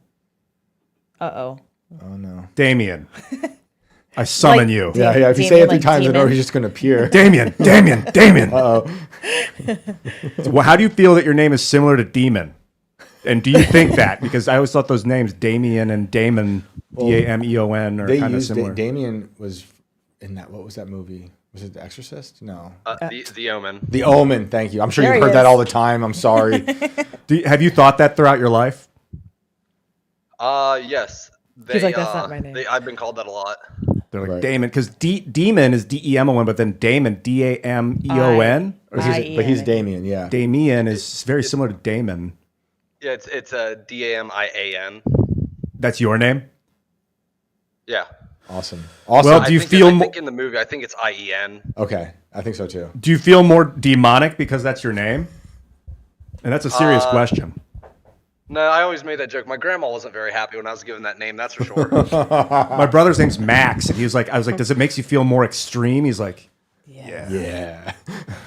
It is an extreme name. yeah, maximum, you know? Well, Damien, thank you for joining us. What is up? What is your story? Yeah. So my story was, I heard you on Tim Cass the other night. I think it was Friday night, and you talked about aliens a bit. And I actually have 3 different UFO stories, and 2 of them I actually have like personal witnesses to them. Sick. Let's hear it. So the first one, I was probably about like 6 years old. I lived in a little place called Washington, PA. It's south of Pittsburgh, and we had a family friend living with us at the moment. And her boyfriend went to quote unquote go look for their camera by themselves in the tent we had set up in the backyard. And me being a little kid, not knowing anything, I was like, "Oh, I'll go help you." So I go outside and they go into the tent. They're like, "Hey, wait out here for a little while." I'm like, "Okay." So I'm just walking around. It's dark out, summertime, so probably like 9-10 o'clock at night. And I just look up in the sky for some reason, and I see what looks like a stereotypical like circular UFO just like slowly spinning in the sky with the lights, like the light spinning with it. And I just see it go from one side of the sky to the other, like into the forest and just gone. Interesting. What colors? If I'm trying to remember, I think they were like a whitish color. Could you tell like size? No. Thinking back, I just remembered thinking like, "Oh man, that looks like one of those light up frisbees," but it was like so far up in the sky that I didn't think it was. But being a little kid, you don't understand that kind of stuff whatsoever. So you're just like, "What did I just see?" Was it like hovering and then it shot across the sky, or was it like a shooting star? No, it was like just a slow like pan from like one side of the sky to the other, like a night, like you would see like an airplane flying really high up, but it seemed a lot lower, and it just went from one side to the other. Like it took like about 5 seconds for it to fully cross the sky. Interesting. Did you tell anybody? Yeah, I told a bunch of my family members. They probably didn't believe me because, well, little 6-year-old, why would you believe that? Right. Right. And that was the last you saw of it that night? Can you hear me? Was that the last you saw we of it? lost him. Oh, we lost. Damn. Damien, He had The other demons got UFOs. him. Oh no. come back. They're like, Damien. shit, he's exposing us. Wait, let me Take see. immediate action. Are you back? Yep. Sorry. For some reason, the Discord keeps like the other guy was talking about it too. Like for some reason, it's kicking people out Yeah, after a it's a certain bitch. time. Man, there's a gremlin inside the Discord that we have not been able to eradicate. It's called Discord. for a Yeah, reason. that is Discord. That's awesome. So wait, did you see any more of that night? No, that was all I saw. And I saw nothing like that until I want to say it was like 2018, 2019 was the next time I saw anything like that. What was that? I was in West Virginia, and it was a northern panhandle, like along the Ohio River, and I was with my good buddy Josh, who's currently watching this. Hey, Josh. What up? His dad works at a steel mill, or like the place where they get the giant steel coils and they treat them so they can get transferred all across to everywhere. And his dad's like, hey, come down here, switch out my car with the other vehicle. And we're like, sure, why not? We'll go get sheets afterwards. So we're driving down this road, and it's like a middle of a small town. It's like, this isn't middle of nowhere. Well, as we're driving down this road, we're driving towards, like, there's a Coke plant you can see somewhat out in the distance. And we both see this like it looked like just like a drone you would see, like the typical drones they have nowadays that are a little bigger. And it was like up in the sky, and we see it come from like across the Ohio River, and it stops over the Coke plant. And as like he's like, hey Carp, you see that? We just see it shoot straight up into the sky and just completely disappear. Interesting. How did it move? Was it just one fluid motion up? Yeah, it was just a fluid motion over the side, stopped for like maybe a second and a half, and then just shot straight up. And then disappeared? Yeah, just gone. Like we tried following the light, and it was just gone, and we're like freaking out, like, oh my god, did you see that? And like I was mad because I had my phone out, but I didn't have time to like bring it up in video or record anything. It was just gone. That's crazy. So that was a few people saw that with you. Yeah, well, one buddy of mine, yeah. Okay. Wow. Were you guys thinking like maybe that's just some crazy, like, do you think these are extraterrestrial things you're seeing? Do you think this is military stuff? Like, what's your outlook on this stuff? I've always believed in the paranormal and UFOs and all that. My entire life I've believed all that stuff. Like, I'm a huge nerd. I do like Star Wars and Star Trek and all that different kind of stuff. So I've always believed that there's something out there. But I also do believe that there's a very good chance some of that stuff is military related. Mm-hmm. Did that one particularly move like a drone, a propeller drone, or did it move more like a ball of light? It was more like a propeller drone, that one. It shot up, but not. It wasn't so fast that you're like, whoa! It actually looked like it was like flying. No, it came like from. So if we're on the east side of the Ohio River, so it basically crossed over from the west side of the Ohio River, and then just shot straight up in the sky, like almost like a snap of your finger, like a shooting star just shooting straight up and then just gone. Interesting. And you saw it like get smaller until it just disappeared, or did it look like the lights turned off at some point? It was just so quick, it was just gone. like we tried keeping our eyes on it, but it was just like it like moved so quick. It looked like as it shot up, it looked like the lights could have just turned off, but we just saw the lights go straight up in the sky so fast, just gone. So it moved towards you like a propeller drone, and then it shot up too fast. It sounds like it shot up in the air too fast to be a propeller. Yeah. Okay. Dude. Was there a military base nearby? No. Closest base of anything like that was... I'm not even sure what the closest military base up around there is. Interesting, because it's always funny to me when we hear these hearings and they talk about the sightings. They only really report on the ones they see near military bases. Have you guys familiar with blue sprites? I think they're called blue sprites. These are fascinating. No. Blue sprites, they're a type of upper atmospheric optical phenomenon associated with thunderstorms. A lot of times they happen above thunderstorms, and they'll shoot up into the solar system or into the galaxy. As lightning's coming down, they'll go up. Interesting. Stuff like that. Yeah, that reminds me of, Damien, maybe you heard these stories too, being into the paranormal stuff. Eisenhower and Carter, when they were both running against each other for president, it was funny because they were both really into UFOs. Even back then, Eisenhower, when he was, I forget if he was, oh gosh, I forget if he might have been the senator. I forget what he was. I'm blanking, but whatever he was in his home state, he kept getting letters from people saying they were seeing UFOs. He thought it was a silly thing until he was like, no, I'm getting so many messages. And the official response from the people who investigated it, putting in quotes, was that it was swamp gas, which makes me think about what you're saying with blue sprites, this like natural thing that's happening that we just aren't comprehending. Swamp gas seems like a ridiculous way to explain away the things he was hearing about. What you're saying sounds more similar to what this could possibly be.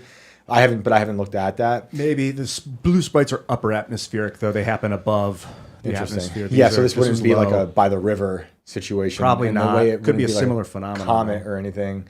Yeah, that's strange. And Carter, for those who don't know, when he was running for governor of Georgia, he saw a UFO outside of some lodge he was speaking at, and it floated over the tree line in Georgia. Is that with Jimmy Carter? Yeah. You say he and Eisenhower ran against each other? Pretty sure it was Eisenhower and Carter. Eisenhower was like in the 40s, and then he was the guy. I could be wrong, but maybe it's not Eisenhower then. I forget who he was running against. Yeah, Nixon? you're right. Wasn't Nixon? No, it wasn't Gerald Nixon. Ford? Sorry. Ford and it was Carter. Ford. Okay. Yeah, it was Ford. He was the one investigating it. Eisenhower, I think, also had something with UFOs. I think they say Eisenhower met with aliens. He was the guy that Yeah. oversaw the military-industrial complex getting formed, and he with all that World War II technology. God knows about the tech we didn't hear about that they used in World War II. For those who haven't watched Eisenhower's last speech in the White House before JFK is inaugurated, is the greatest speech because that's where he coins the term military-industrial complex. Yeah, dude. Great. It's like a piece of poetry. Like, we created an animal that we will not be able to control. Do not let it take control. Right. Do not It's let so it good. take control. We lost our guest. Oh man, Damien. Well, before he comes back, so I think that one more story. Let me see.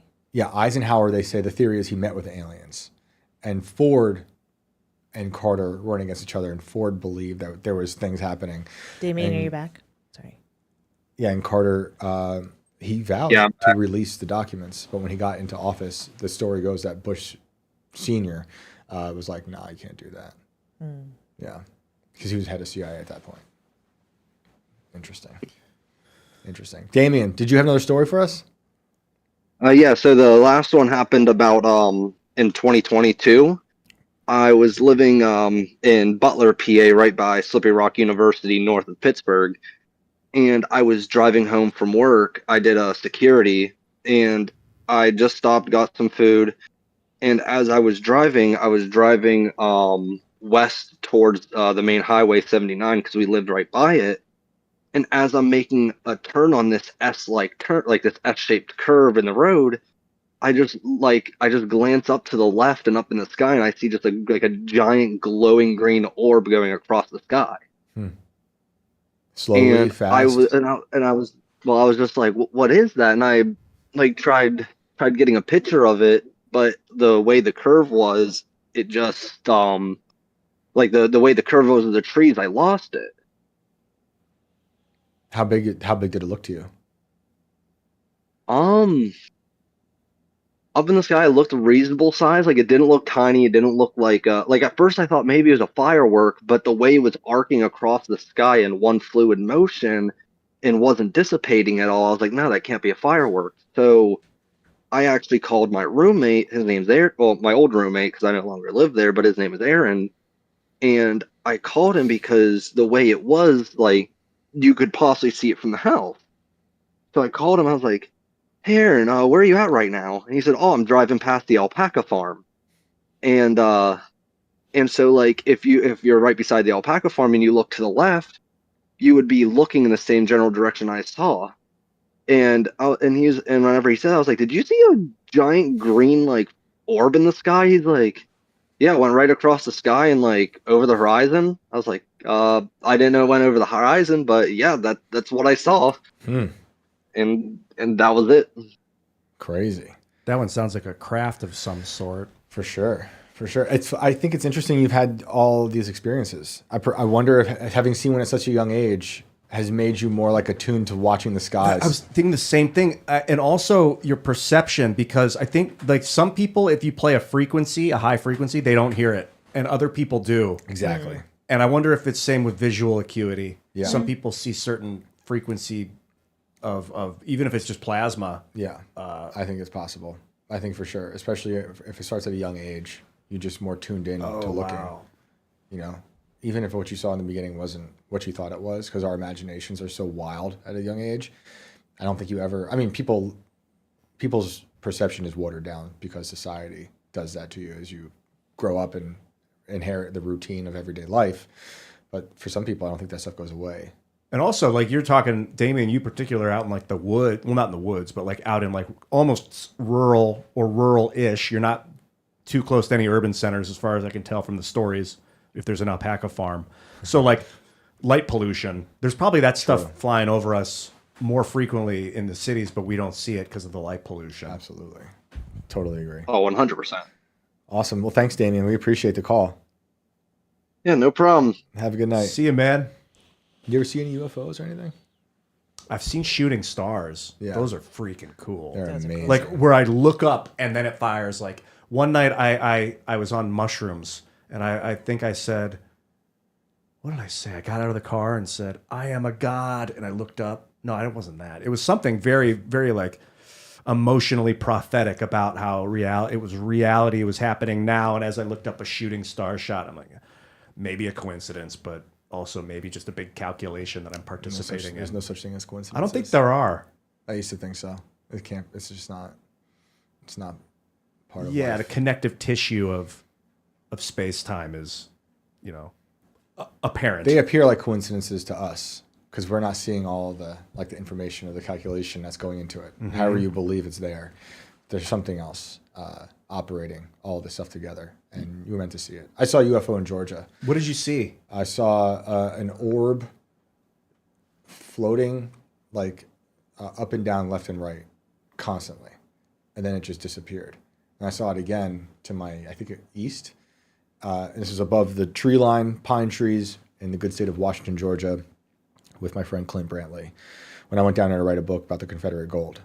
And it was like my first or second night there. And everyone there was like, oh, we see that all the time. We don't know what it is. So I talked to everybody. And these are like a lot of Baptists who really don't want to talk about paranormal stuff. It's just like not on their radar at all. It's not something they're open to talking about. But once, I spent a lot of time down there. And some of these people who were in their 80s would be like, okay, we did see something land in, so-and-so's yard. We don't know what that was, like the 60s. And then there was like a meteorologist who I became friendly with down there, a historian, meteorologist. He was so anti-paranormal anything. Didn't want to hear about it. But I was like, I'll hit him up because I already talked to DEA. It wasn't a helicopter. It wasn't like a weather balloon. It wasn't part of the military base. I mean, as far as they're telling me, right? It could for sure be something secret. But I was like, I wonder what the meteorologist thinks because he hates all this stuff. He's like, yeah, I don't like anything. I don't believe in UFOs, but I know what you're talking about, and I have no idea what that is. It was something that literally landed in a yard? Well, I talked to people who said they saw okay. something that landed in the yard. Not that thing. But they had a UFO experience where her name was Aunt Sis. Aunt Sister. It's a wild name, but like she had something land in her yard. And there's a Polaroid. Everyone said they saw it. The sheriff of the town saw the Polaroid when he was in high school. They tried finding it, couldn't find it. I don't know what happened with the Polaroid. I wish I found it. But It's the same UFO, just keeps coming back. I don't know if what I saw is what they saw, but a lot of people saw something similar to what I saw in terms, not the thing that landed, but something floating in the sky up and down, left and right, just constantly, and then just disappearing. It was bright. It was like gold, shimmering, and then that was it. I remember when the first night I saw it, Clint's dad had come home from shooting. Oh man, what did he saw? There was some crazy animal like wrecking havoc at the fire station down the road. So he had to go take care of it. He came back with this beautiful gun and this giant scope. He's like, oh, look at the UFO through the scope. So I'm just scoping out this UFO through this giant scope. I'm like, yeah, that's a UFO. I don't know what it is. It was wild. I don't know. But That's my could have guess now. been talking. Would you say talking plasma? Like, yeah, talking plasma or something similar. That makes more sense. That could very well be it. Or drones, which can be on drones. They can be on like a program to fly in a certain pattern over and over again, and then the lights go off, and then it moves, and then goes. This location is known for UFO sightings so much so they call it one of the darkest places in the southeast because there's very little light pollution. So there's a astronomy village. I think it's called Deer Lick or something like that. Well, there's Pine Bush too. Pine Bush is by me up in New York. Yeah. That one's also crazy. That's Pine Bush is where the guy who's carried out the windows living that I told you about earlier. But they have this like astronomy village where people just observe the sky and UFOs and for like decades. So who knows? There's probably some other explanation I haven't uncovered yet. But I saw something that was really weird that I can't explain. Did you record it? I tried. It was crap. Yeah. It was so far away and in the sky and it was night that my phone, you could see something, but it's like, oh, it's whatever. Through the scope, was it clearer? I tried filming it through the scope and it wasn't clear. But you could see it clearer through the scope? Oh, yeah. Oh, yeah. Not clear, just closer. You know, but what I was seeing was a white orb. Well, it's like when you take a picture of the moon, it never looks right. Well, because the moon's also plasma. Oh, Lord. We know this. You guys don't know that? I've heard about the holographic moon. Oh, God. Anything's possible. Nothing's dude. real. But if the Nazis aren't there, it's a plasma. Do you think that the moon? I mean, I think the moon is definitely. I don't know what it is, but I think it's rock. I think it's the Earth's core cooled down after a collision, a planetary collision. But that it's possible that light is imprinting on it, reflecting off the Earth over hundreds of billions or billions of years, and it's created some sort of like just basically like a burn. You know how sun can wear down a thing and it'll get like light burn over time and it'll fade. Right. Like It's if the been moon's weathered. been faded by some sort of mirror of the Earth's surface. I think it is a thing that's there, and I don't know what it is. I think, Alex Jones told me he believes it's a graveyard, right? Like he believes, and this is through him talking to people at NASA, that we did go to the moon, but whatever anyone watched, all that's fake because they couldn't show you all the dead bodies on the moon. The moon is a graveyard. Oh, I didn't hear the second part. Yeah, he told me that the moon is an Because- astronaut graveyard. You told me that he told you that. Oh yeah. The And moon like is an because there's astronaut too many graveyard. people, too many failed attempts, and they couldn't clean it up. I believe that. And now, technically, why, the but I moon do. is a graveyard right now because people pay to be buried there. We Really? send people ashes up there. I think Gene Roddenberry is buried on the moon now, Star Trek. Oh, So you can pay lots of money to get shot into the moon. wow. So not only is it a Nazi base, it's also a graveyard. You think they got a base on the dark side of the moon? I think they got something going on over there. I wouldn't be for sure. surprised. For sure. They better. It's something. Other people think it's a mothership. You know, What, that's like been there they're building- observing us. Oh, Some type of a like non- extraterrestrial thing. Really? Yeah. I don't know about Yeah. that one. Yeah. I needed some evidence for that. I mean, I need evidence for all the of moon this. base too. Yeah. We'll see. But Ian, where can they find you online? At Ian Crossland, my full name. Yeah, all over the place, especially YouTube and Twitch. I might go. I might play Hearthstone later. I've been doing a lot of gaming online. It's a Blizzard card game. It's pretty fun. I got back into that yesterday on the plane. It's always a pleasure talking to you. You too, man. It's so much fun. Oh, this is great. This is our first time doing a show together like this in a long time. I like your new we were studio. saying thank you. Way back when, a little after IRL left the original studio and right before PCC took over, I had a few episodes in there. Alex was on a show. You were on a show. This is like at the end of Wizard of Oz, where I'm waking up and like, you were there. Oh, You yeah. were there. But you all were Dark there. Side of the Moon is just playing underneath. years and years ago. And I think those episodes are still on timcast.com. Those are from behind the paywall. The OG. But, OG.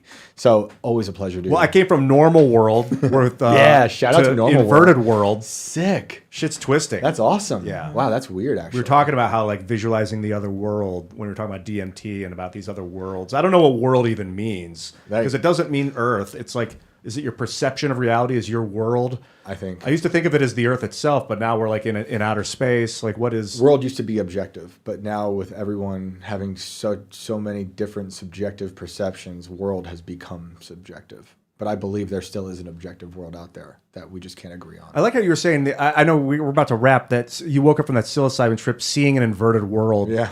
And how our eyes do take in light upside down, and then the brain reverts and twists it. Yeah. Oh, yeah. Like, is reality inverted? Yeah. We're in the inverted world. Normal world is not the normal world. Inverted world is the real world. Okay, that's starting to make sense. Shout out to Normal World, though. Great show. And I love Dave seeing you Lando. on it. Yeah. Awesome. Alex, what about you? I am Alex Ayala on X. Sick. I'm Shane Cashman everywhere. If you have stories, send them to me at shanecashman@scanner.com, scnr.com. Thank you, guys. We'll see you next week.